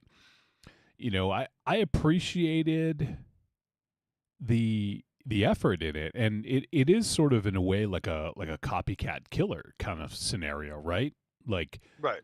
even though Inspired. yeah, even though that wasn't real, the original Faces of Death, but it was rumored that it was for so long that this dude might have believed that it was. You know, like I could see it being sort of like a copycat sort of situation. But another aspect of it that I liked was actually like the content moderation of it. Like, just imagine. Well, so the thing is now, I think most content moderation is done by AI, which is a fucking shame. Right. Because, you know, like stuff will get by, stuff will get flagged that shouldn't, and, you know, it happens all the time. But to me, that's a really interesting job. And I like that they touched upon the sort of delicate nature of it, of like needing a break, you know, if you know, or therapy or something, right? Like, it's one of those things that where you're going to potentially see like horrible shit every single day, and that's your job, right? You have to do it. Like I found the job more interesting than the story. Yeah, and it's interesting because at first I couldn't tell when this movie took place because Right. The Barbie Ferreira, what was her name? Margot. Um, let's see here. Yeah, Margot Romero. She had like a flip phone, and the software that they use for the moderation seemed really old. Like that looked like circa late '90s, early 2000s to me. With like the UI, the way it looked. So for me, I thought at first I was like, does this movie take place in the '90s or like early 2000s? Like almost like Y2K era. And so that confused me for a little bit. But then I saw obviously the TVs. Yeah. But then, we see Arthur Spevak, who played by Dockery Montgomery, and the technology that he was using. And it's like, okay, well, clearly, we have like, smartphones and stuff. The thing I thought is, I wonder if Margot, because of what happened to her, the trauma that she had, like wanted to use an old phone so she didn't have access to, some of the features that you would have on a smartphone, right? Like she kept herself from a certain era of what was the essentials, right, to communication, right, and like she even had to use her roommate's computer because she didn't have her own computer, her laptop. Yeah, right? Yeah, because he made a big point to say you got a laptop. Yeah. So I thought that whole aspect was interesting, and she was someone who was involved in a viral video. It's not really spoiler, but I won't say what it is. But actually, that was one of her type of video was one of the Faces of Death videos, though. Right? Am I misremembering? I mean, I was thinking more banned from TV. Sure. MZ, was there a Faces of Death video that was similar to Margot's experience?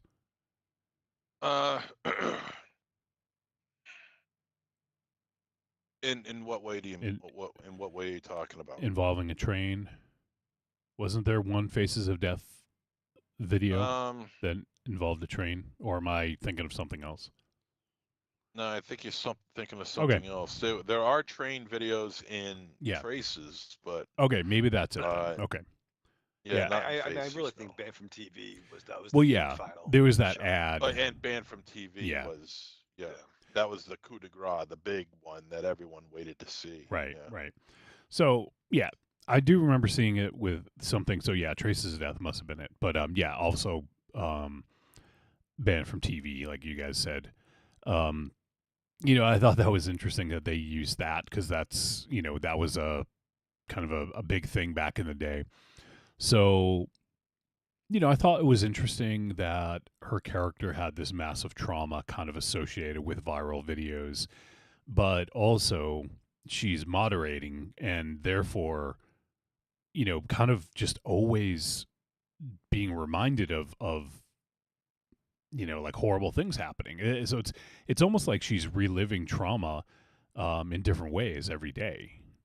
So yeah, I thought her character was interesting, and I was trying to figure out, are they trying to say something about her job and her character by what she ends up doing in this movie? Like, is she desensitized to all of this? It seems like she is. I mean, because she's able to. I mean, I don't want to give away the ending, but right, she's of course. She's able to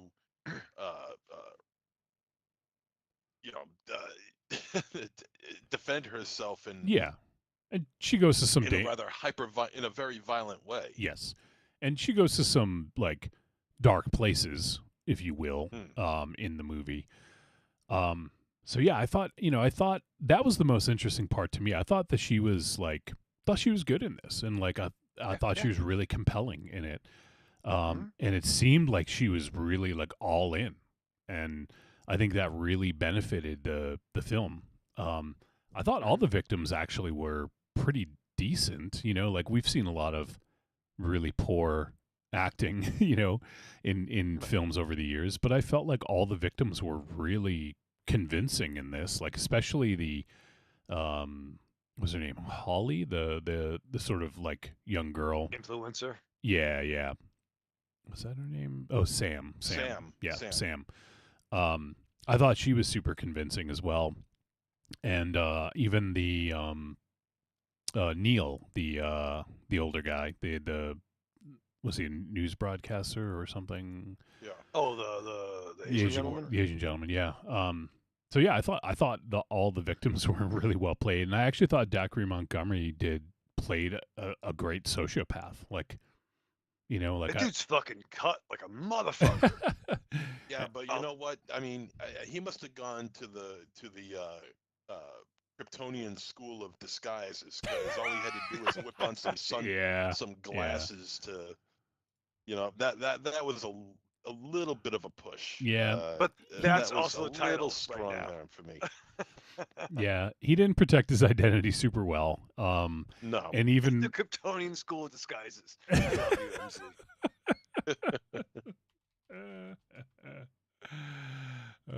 Kryptonian School of Design. Yeah, all it took design. was a pair of glasses. Design, yeah. All it took was a pair of glasses and a little meek attitude, and next thing you know, you got a brand new character. Yeah. Yeah, I agree with that. But you know, and even the part like when he had like the like pantyhose on his head type of deal, like you could still see his face fairly well. I feel like he didn't hide his face all that well. And also he was I thought he was very cocky for someone who you know, was doing what he was doing. I feel like he really, like that scene with the cops, I thought that was just really dumb. So It worked. Struggle. It worked out, but that's okay. So he said that everybody loves him. You know, the cops love him, the media loves him, and it's because of things that he does keeps everybody employed. yeah. Security systems love him. You know. Yeah, exactly. Yep. So yeah, I think overall, like it's a bit of a mixed bag. I think it's a really, I was really curious of how they were going to do this, and I think that overall, they did a pretty good job with what they had. But I think aside from the gimmick of using Faces of Death, I feel like there's not a lot that sets this apart from this style of movie. You know, and that's sort of the thing for me that has me a little bit on the fence of, like, you know, I like what they did in terms of making it Faces of Death and having it relate to the, you know, to the shockumentaries.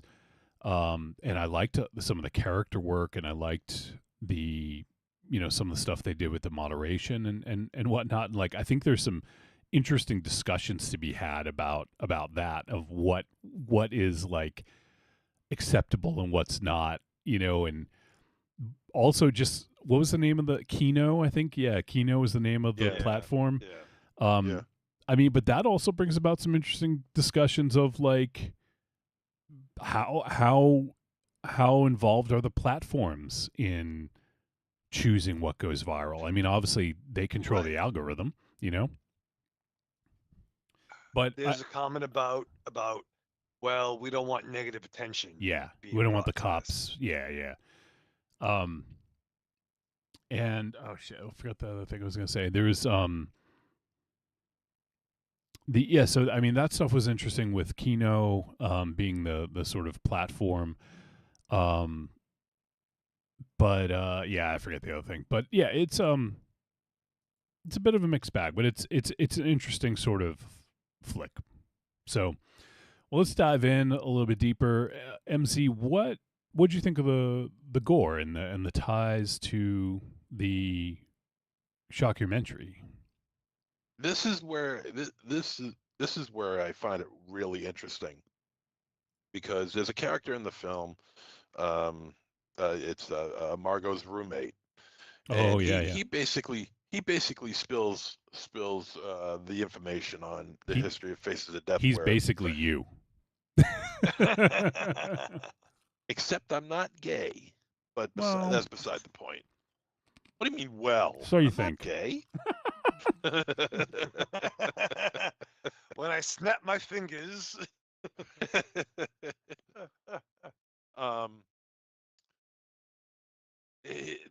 her roommate, whose name I can't remember right now, uh, he basically spills the beans on the history of this movie and that, it was a geek show movie and people loved it, but fans of this film got pissed when they found out that it was fake.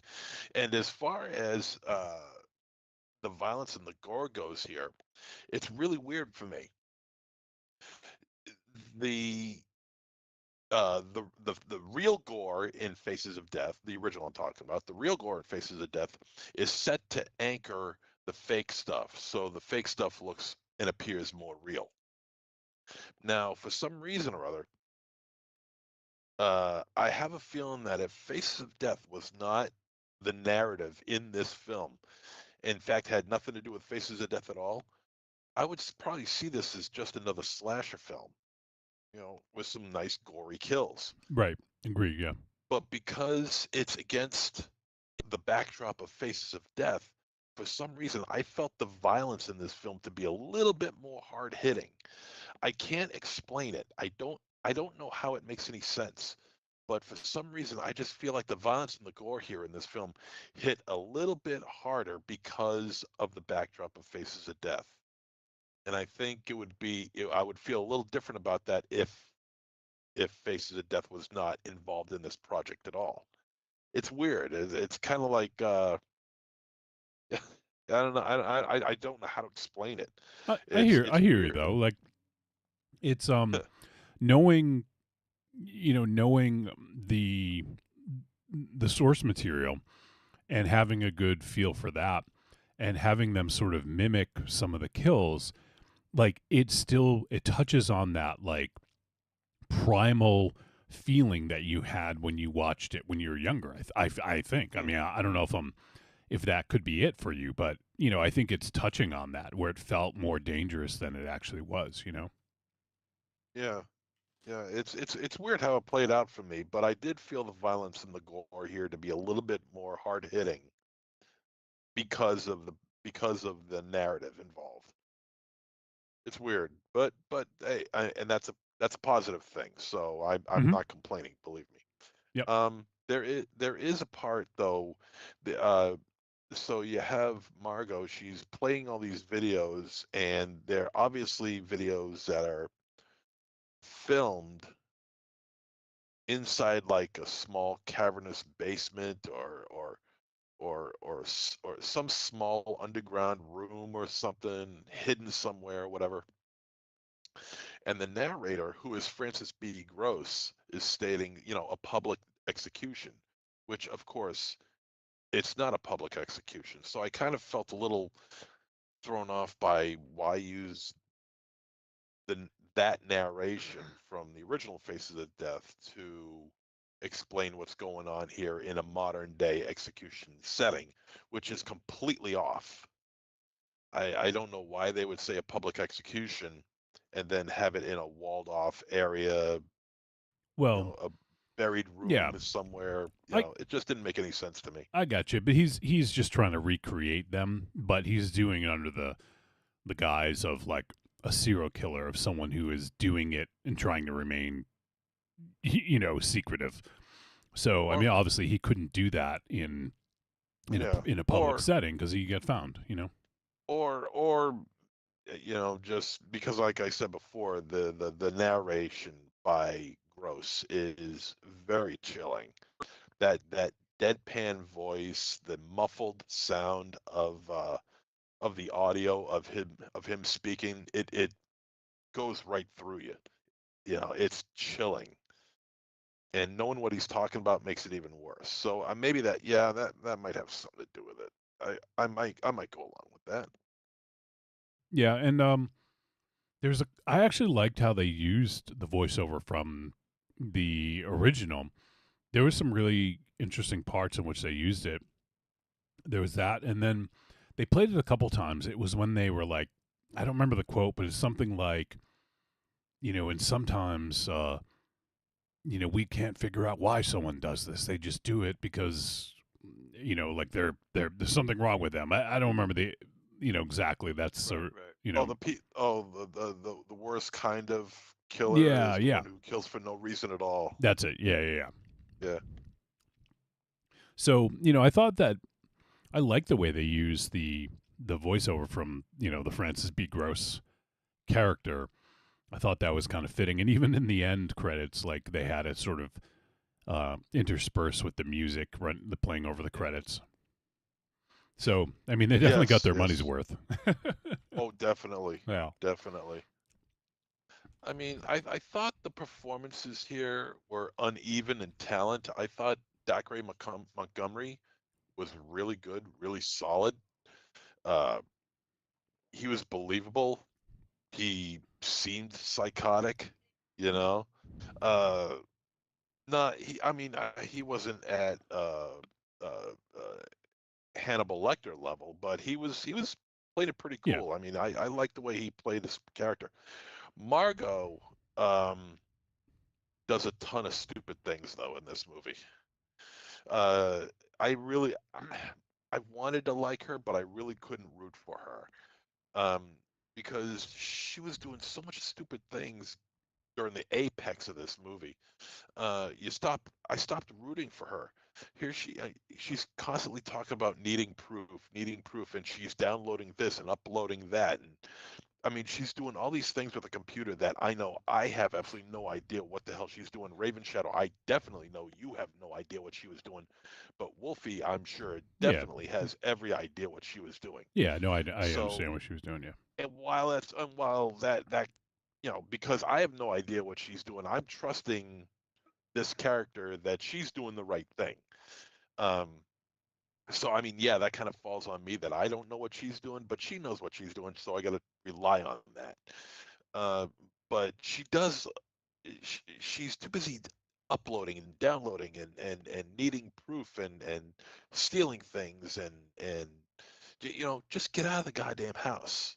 Right. Get out of the Yes. house and readjust yourself and then get the cops and get back in there.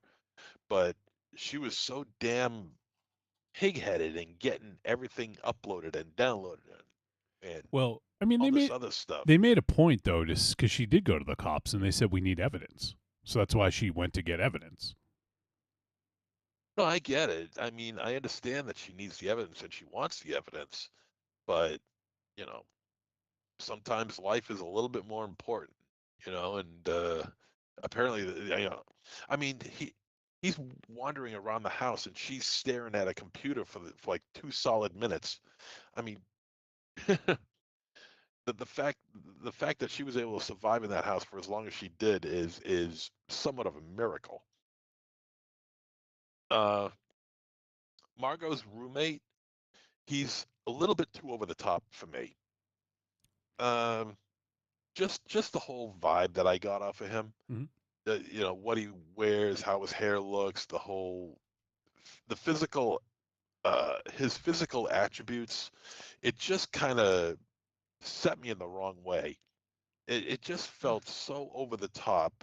Here you got this skinny blonde kid, and he's gonna tell who's wearing a wife beater, and he's telling you, "Oh yeah, face the death, man." It's like, oh, how cliche can you get, especially in this day and age? I do applaud him for having the VHS tape and not going DVD. I do applaud him for that. I do applaud him for that. I wish it was the original VHS tape cover, but VHS tape is good enough. I'll accept it. Um, and Josie Tota as Sam, she was immediately annoying to me as the influencer. Uh, if it's one thing I can't stomach, it's influencers in horror films because it's the same thing over and over and over again, and I hate every single second of it. I mean, I'm not saying she did a bad job. She did a good job, but she did a good job of a character that I just can't stomach. Although I will give her credit, or at least give the director credit, uh, for recreating Marcy's death scene in Friday the 13th. In the original Friday the 13th, where she's creeping over to a curtain, she swishes it open, and Oh yeah, when she was in the locker room, yeah. yeah, in the locker room, and she sees the her phone or Yeah, a phone taped to the wall. Uh, showing off her videos. Yeah, that was all Marcy's death scene. The only thing she didn't get was an axe in the face. But I mean, she did a good job, but she did a good job of a character that I cannot stomach. Mm. Let's see. I feel like there's some stuff like it definitely takes a little bit of verisimilitude, like suspension of disbelief in some of the things. I mean, obviously, like we understand it's a movie about a dude recreating faces of death videos online. Like, we get that. But what I mean is, like, at the end, I feel like it was kind of unlikely how it all kind of shook out, you know. Um, but I think what it does is it speaks to Margot being traumatized and also, by her own experience, and then also being desensitized from all the content that she has to moderate, right? Um, so it's like traumatized and desensitized is maybe that's a toxic cocktail or something. um, but yeah, that was I feel like it maybe didn't give you enough reason to believe that that was like a logical outcome. You hear what I'm saying, Raven Shaw? I see you shaking your head. 100%. I think the acting was really good in this for what they were told to do, for the direction they were given. Mm-hmm. Um, um, Overall, I liked the characters. I thought I thought Margot's reasoning for being in her current job is more interesting than this movie ended up being. Like how far is this from D. Snyder's Strangeland? Um, and there was definitely, I guess, the internet scenes were a little bit more exciting than say Hackers, the Angelina Jolie joint. I fucking love that movie. It was just a masterpiece unto itself, not based in reality. And I guess that's maybe why it's the first time I've ever said a flick was undercooked, where there's some stuff here with trauma. There's a lot of cliches in this. And I think what really, there's parts where I'm really into this. And then, like, fuck, then you go there. Okay, I'm back in. But then you go there. Like, there's a certain spatial awareness of where the house is located that gives you a disproportionate assessment of the land from where other houses are. Yeah, you're I don't talking know. about A running Arthur's. scene. Yeah, okay, yeah, Arthur's house. Yeah. Yeah, I guess the backyard as opposed to the front yard. Yep. Yeah, I gotcha. Um, Again, I've only been in locations where the police have come from a handful of times, but I don't know. I think they could have been smarter about it, even in 2026. But I liked the usage of media, and I liked Mm-hmm. using media as a potential target. But again, I think it was disappropriate. Maybe I'm saying that word incorrectly. But why would you have an influencer and a TV news? Like, why would you have Ron Burgundy and fucking,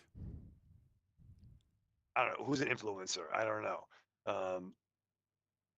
Like I I don't know know. she isn't anymore, but like what was it, fucking Paris Jay Hilton. Wow or Paris Hilton? Yeah, I don't know any of the Right. influencers nowadays, so That's old school, older school.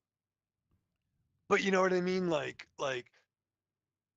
it's almost like you'd want to capitalize on killing the influencer.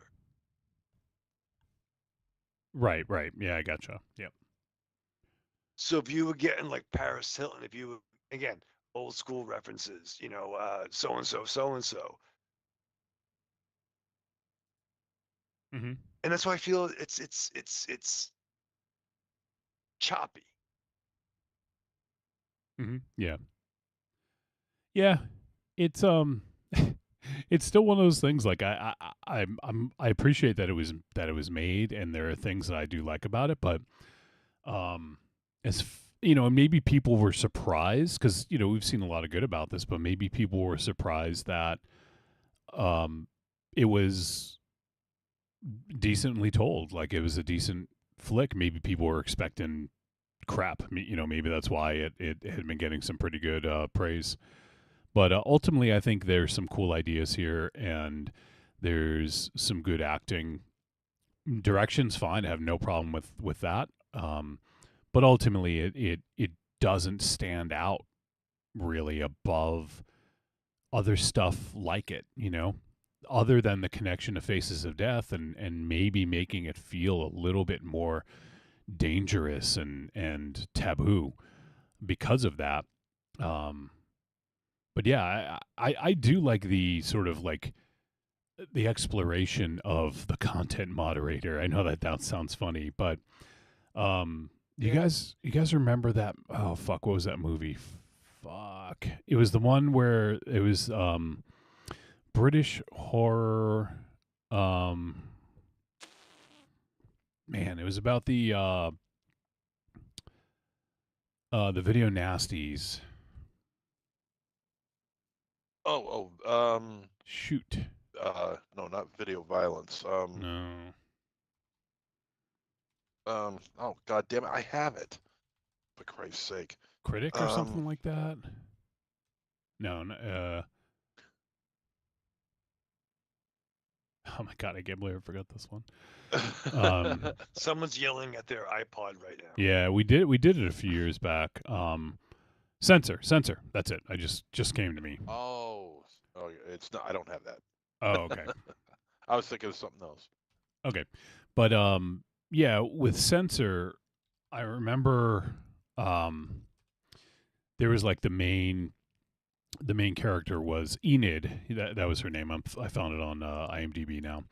Yeah, it says after viewing a strangely familiar video nasty, Enid, a film censor, sets out to solve the past mystery of her sister's disappearance, embarking on a quest that dissolves the line between fiction and reality. So it was similar in that way. But I remember there being some pretty cool parts in that one. I actually like that one pretty well. And I feel like that was a more original way of kind of telling a similar story. Because she worked, if I'm not mistaken, I think she worked for the MPAA or like the British equivalent of that. And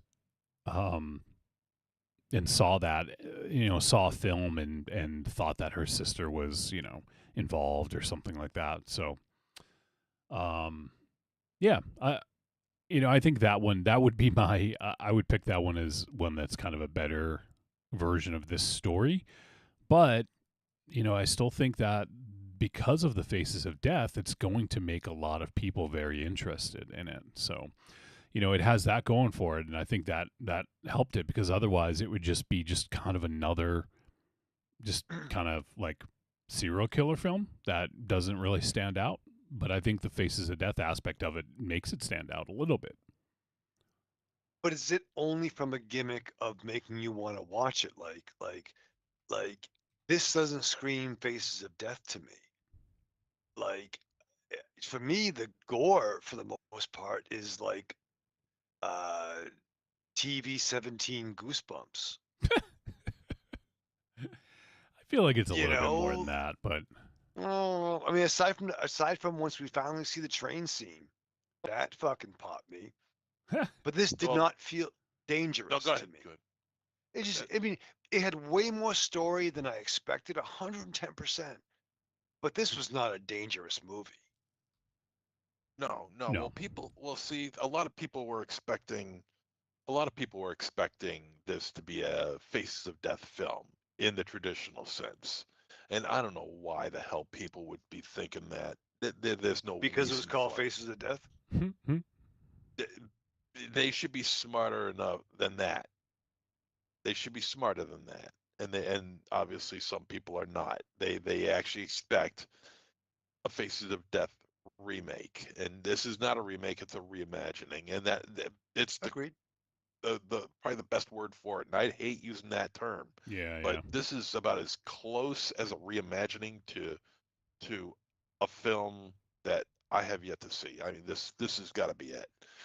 Um, you said something that triggered my brain, and I wanted to talk about. Oh yeah, the train scene. Um, I wish we got a little bit more information on that. Because it was just played a couple of times, and the effect is not very good. It was No? played a couple of times, and we got a little tiny little bit of a backstory on what happened there, and it's like, uh, yeah, it kind of brought Margot back from being in the 21st century back to the late 20th century, or whatever the case might Mm-hmm. be. So she did have a smartphone at one point. Then this happened, and then she decided to go back to Yeah. not so smartphones. And I mean, I get that, and okay, that's fine. That's a good character arc, but I wish there was a little bit more to it than that. I feel like we didn't get enough of that and how that traumatized aspect of what happened. Um, it just wasn't enough for me. All right. What about the score, the soundtrack and the score? I thought the score was fine. Anything stood out to you guys? No, nothing really stood out. I mean, I thought the score was fine. I thought the end credits score was good, especially with the narration from Gross. That kind of made it pop a little bit more. But I thought the score was okay. Anything else you guys want to bring up about this one? Yeah. There is one more thing. Mm-hmm. The interior of the building of where Margot worked.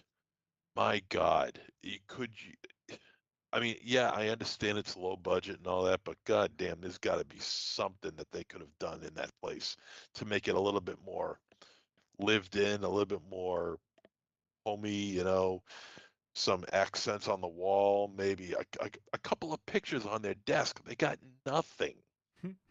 I mean, yeah, Well, they could be no personal, artifacts on your desk, that sort of thing, that sort of rule. But I don't know. It just seemed very bare walled, and just like it's like they were there to just shoot the scenes that they needed to shoot, then get the hell out of there. They didn't have time to decorate or anything like that. So to be it felt fair, very cheap. It felt cheap. depending on the time it was set in, there could be a hybrid work model. And maybe there are some folks who are on, 3 days a week in the office, 2 days a week in the office. They have to share their desk. You know what I mean? So you don't want to bring in your photos of your kitty cat. Um, but the flip side is, I thought the house that Margot and her roommate lived in was fantastic. Yeah. I did Great like. lighting. Yeah, I like their house. Yeah. Great TVs, like, I mean, what you're saying makes sense, and yeah, that does, and that would be true. I'm talking about the business model that you're talking about. Thank you. I mean, yeah, that makes sense and it would be true, but it doesn't read too well off film. It still looks very, very bare. It doesn't look good. All right. Right. Class. Anything else? Nope. All right.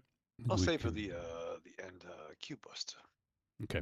Yeah. So I think we will go to the verdict on this one and find out what everyone thought. Trick or treat, baby. I wonder if people would say you're a trick or a treat. Trick or treat, motherfucker. All right. Verdict time. We're going to let you know whether Faces of Death was a trick or a treat. Any final thoughts? MZ, kick us off. Yeah, I was really intrigued to be watching this. I was really interested, and I came away slightly disappointed, but I'm still impressed with the fact that they were able to make a movie surrounding this narrative. I mean, I think you could get away with making a film like this without the narrative. In fact, it's very possible that they could have done that. And I feel like they used the Faces of Death angle as a crutch to help tell the story a little bit more. The strange thing is that in certain aspects it does work. The it does you utilize the audio and the video, and it doesn't overload you with this stuff. The torture and the death videos that they made themselves for this film aren't very good. The beheading scene is really, really bad.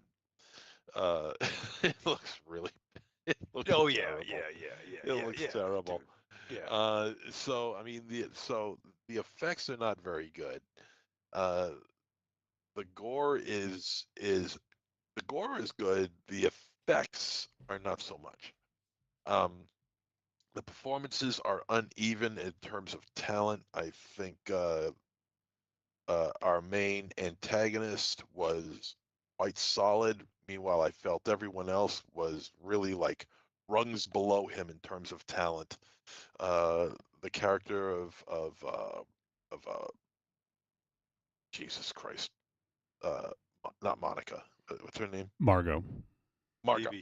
She, I really wish she could have done better. I feel like she was doing a lot of stupid things that just prolonged the agony that she was going through.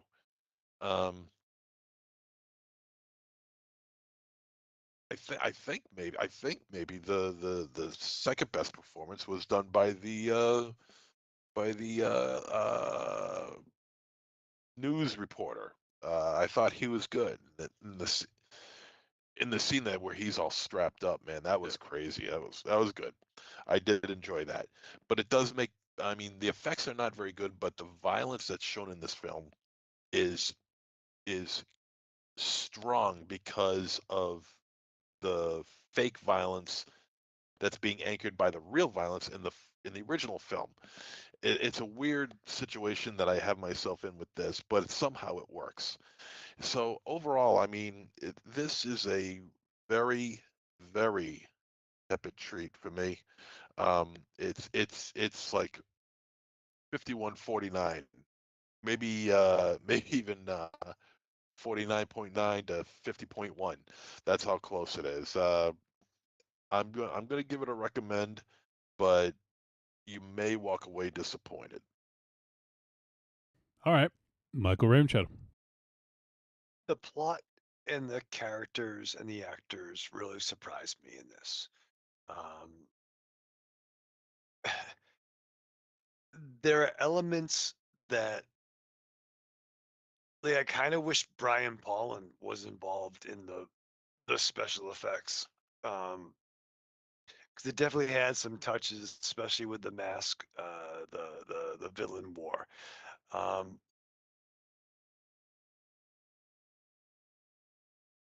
Yeah, the mask was weak.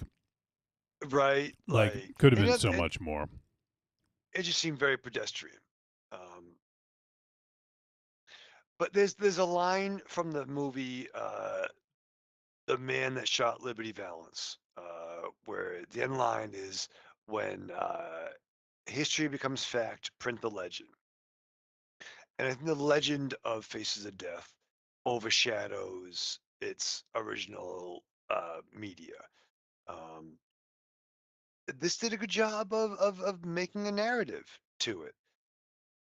But end of the day, like for the folks who, it's like if you grew up reading Faust, if you there's certain bands, there's certain movies that have a certain legend you can never recapture.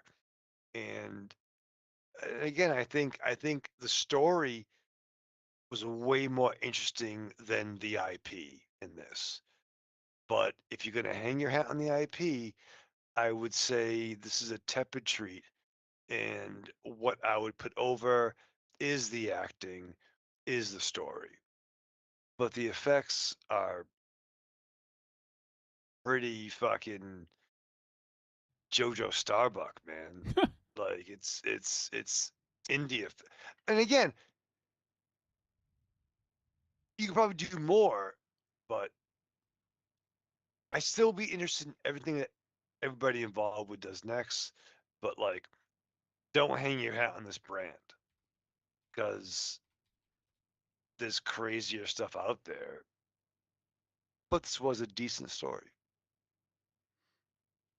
You know what I mean? Mm-hmm. Did you give it a verdict? Yeah, a tepid treat. All right. To the story.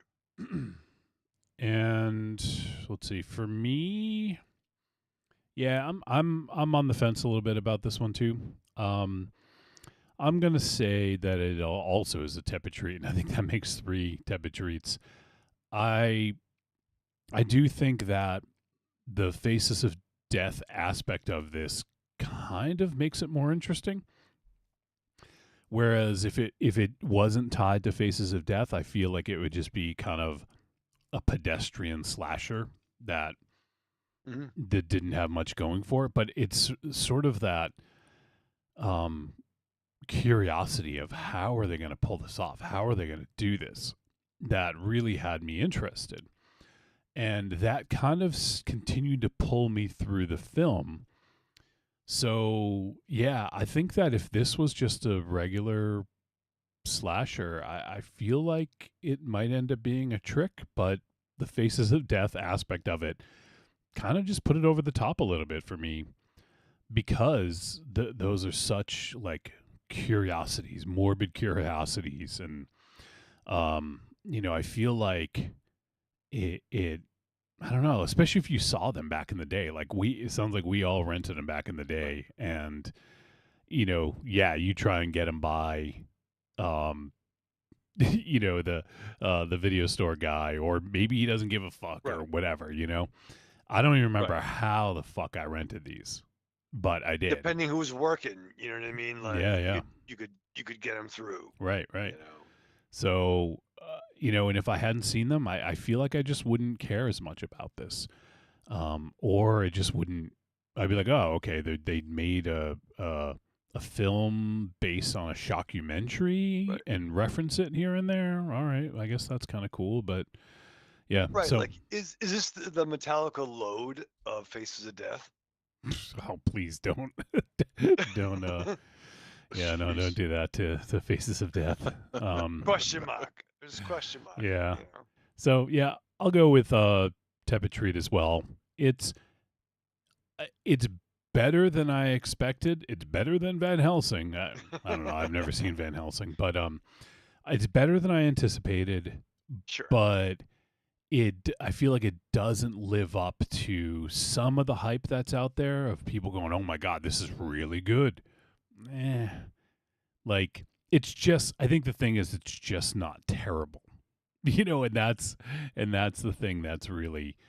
We're used to that, right? We're used to things being really bad based on on remakes or reimaginings or sequels or whatever. We're used to stuff. We're used to shit being shit, Right, but I think the IP is gonna hurt this. Whereas this was a mid-card 2E movie, be like, oh, this had some fucking heart and soul to it. Well, I mean, I think the opposite. I think the tie-in to Faces of Death helped this and put it over the top. Otherwise, I think it just would have been a run-of-the-mill thing for me.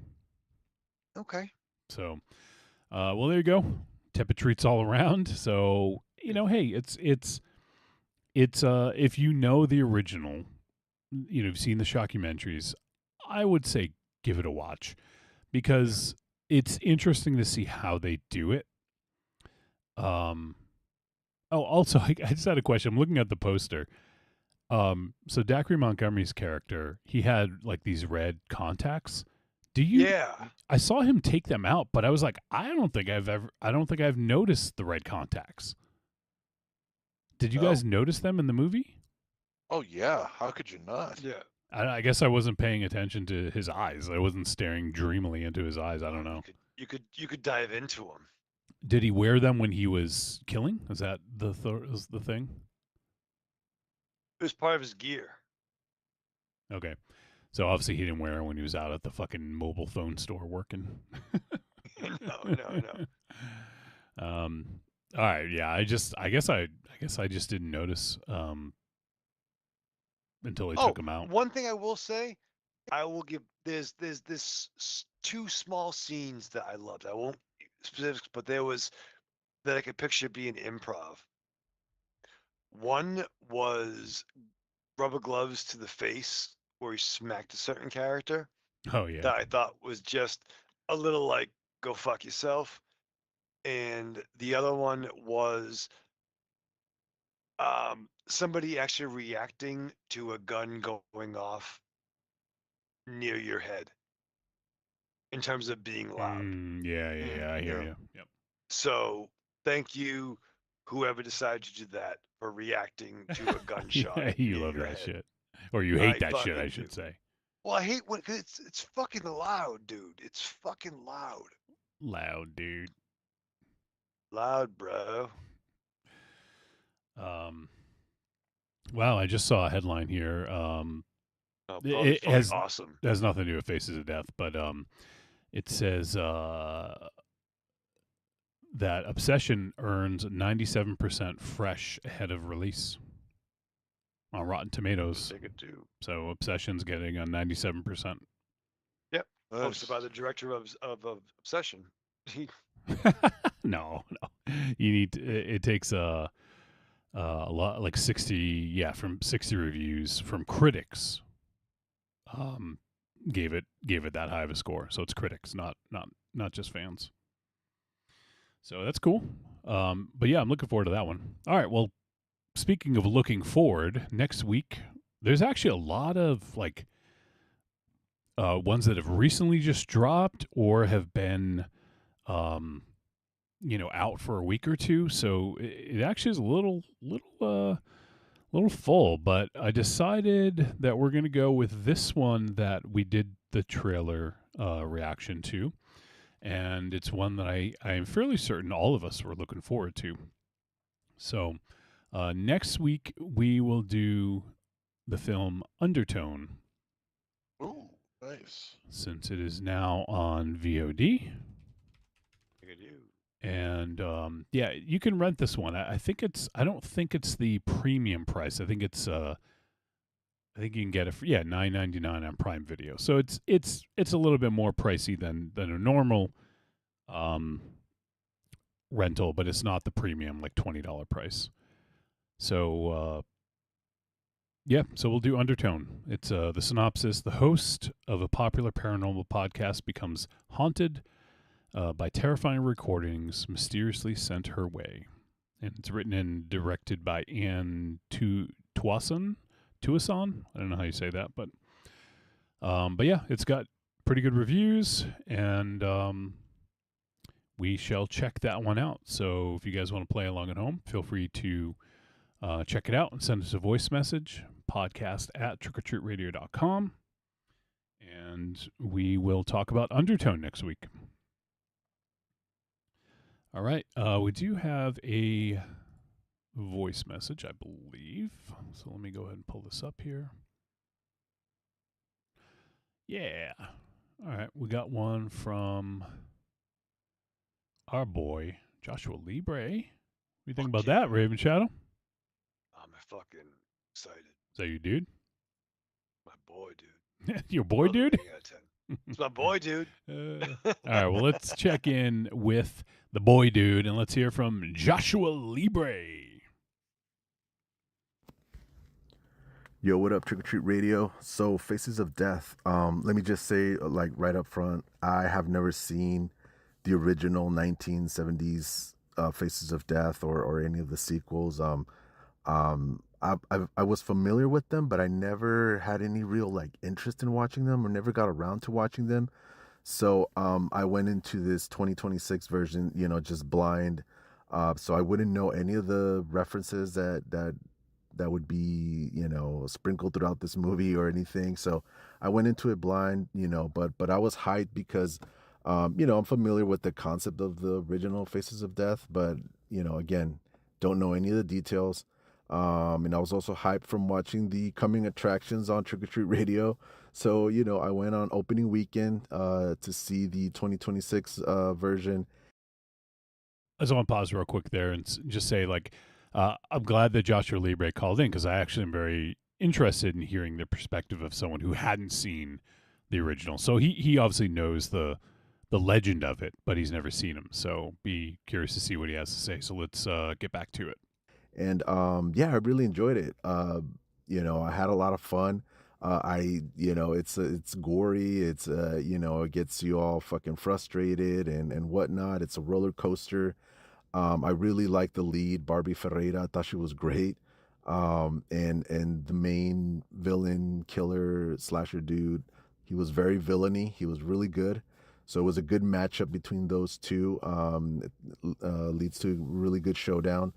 And I thought the movie had some pretty smart writing, here and there. Obviously not across the board, but they did some pretty clever, smart things, as like having the killer who, I mean, I don't know if this is a spoiler. He's, recreating the Faces of Death, but it seems like he doesn't really give a fuck about the original movie. He's not like a super fan. He's just more of like, oh, I can use this for likes and views, which I thought was pretty smart for this movie, for him to be that type of character and not just like a super fan. But yeah, I couldn't help while watching this movie in the theater, I was just thinking, especially when they showed the connections to the original, I was just thinking like, oh man, the OG fans of Faces of Death are gonna hate this fucking movie. I don't know why I just had this feeling, because I wouldn't know what to expect if I was a hardcore fan or anything, but I just kept thinking, oh man, this is not gonna go well with the OG fans. But I don't know, I might be wrong. I'm not sure what the general consensus is, but yeah, I was just, I don't know. I had that thought throughout watching the movie. And, but yeah, and it got me thinking, what other movies are similar to this where it's a movie about a real famous movie? And, I really couldn't think of any. The only one I could think of was from 2010s, there was a movie called A Town That Dreaded Sundown, which is about a movie which is about the 1970s horror movie. But it takes place, I think, in present day, and there's a real killer while they're screening the movie. But yeah, that's the only, and I really enjoyed that movie, and I thought it was really good. But yeah, I was trying to think of any other movies that have a similar concept like this, because I think it's a pretty cool concept, of mixing a real movie into another movie, a movie about a movie. But yeah, I really enjoyed it. And, this movie, I don't rewatch movies a lot, but I enjoyed it, and I probably won't see this movie again. It's more of like a fun one night stand, but, but yeah, I really enjoyed it. I thought it was fun. It's gory. Like I said, it's a roller coaster. Enjoyed the leads, and yeah, can't wait to hear you guys break it down. And you guys probably know more about the original and like how of any other will have a very pretty good perspective on this movie, and can probably dig in deeper. But yeah, can't wait to hear you guys break it down. So thank you guys for the time. Have a great show, and talk to you later. Bye. All right, Joshua Libre, great to hear from you, man, and great voice message. Yeah, I love that kid so much. So he mentioned movies about movies, which, I mean, is an interesting topic. We tackled a similar topic in a Patreon episode where we talked. It was movies that featured movies. Was that it? Like horror films that showed horror films in them or referenced them or something like that. And it was there's a few that had like Night of the Living Dead because obviously it's any film can show that. But anyways, one that came to mind, and I'm actually curious to see if you guys have any. But the first one for me was Shadow of the Vampire. Yeah, and I don't love that concept a lot. Yeah, and it's not something that should be done often. It's I think there are certain circumstances in which you can, but yeah. Yeah, it's like the Coca-Cola kid, right? Like, I don't know, like, are we? You tired, MC? You know he is. I'm here. Yeah, Of course I am. I know, but like, I don't know, like, is it too meta? Like, oh, a Spaceballs the flamethrower. I don't know. I don't You know. don't know? Okay. I don't normally love it. I don't normally love it. Okay. MZ, anything for you? Movies that reference other movies? Well, movies that, yeah, so like, Shadow of the Vampire. That was an example, like Faces of Death. Well, okay. It was a movie based on a movie, but with a real vampire. Right. You'd like this movie.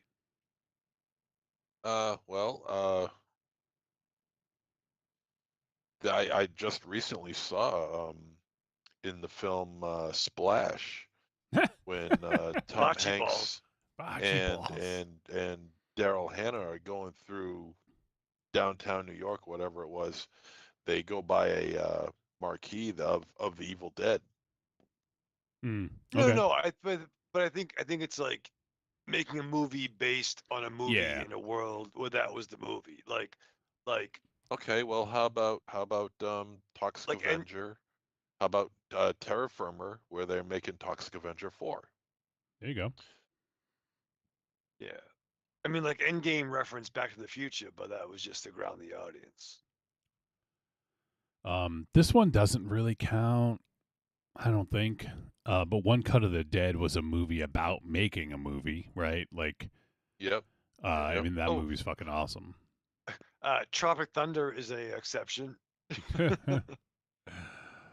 Oh man, yeah. So I mean, it is an interesting thought, and there's probably not a lot of them out there. But Popcorn. Dan and Ollie. What? I still haven't seen this, but what about Once Upon a Time in Hollywood? Is that? I mean, it's That about. wouldn't fit. That wouldn't fit. No, that wouldn't. So they're not. They're making a fictional movie, right? But it's based on real life. Well, it's based around the Manson murders, Right. But the movie making aspect of it with Leonardo DiCaprio's character is just kind of thrown in there for character development. Gotcha. Okay. It's not really a strong part of the story. But you could extrapolate other actors in his performance, like a little bit of anybody who did Italian westerns. Yeah, it's all it's not the same thing. But actually, I really enjoyed it. All right. So it's an interesting topic. Yeah. There's not, unfortunately, maybe not a lot of meat on that bone, but still. Well, Joshua Libre, as always, great to hear from you, and appreciate the insight. And it's good to hear from someone who hadn't seen the original Faces of Death. So appreciate you calling in and giving us your thoughts. Soap dish. Soap dish. What about that? It was a ensemble cast pretending to be like in like a soap opera. Oh. And again, if you're under 40, you wouldn't know what a soap opera Or is. give a fuck, yeah. Or give a fuck. All right. Well, that's gonna do it. You guys got anything else? Not really. All right. Nope. Let's wrap it. Let's put this baby to bed. I always wanted to say that. Let's do lunch. Let's do lunch. All right. Let's say goodbye. Starting with MZ. Arrivederci, douchebags. Raven Shadow. Live fast, love hard, enjoy the kill. All right. Yeah, that's going to do it. So, hey, we appreciate you guys tuning in for episode 720. And if you haven't yet, go check out our latest Patreon exclusive episode called Fools and Folklore Part 1. It is now available. If you are not a Patreon subscriber, you can go ahead and join for as little as $2 a month. And we'd appreciate all the support. All right. That's going to do it. Next week, we will be discussing the film Undertone. So if you get a chance to check it out, do that. Get back to us and let us know what you think. Podcast at trickortreatradio.com. And I don't know. I don't have anything else poignant to say. So that's it. We'll see you guys next week. All right. Bye.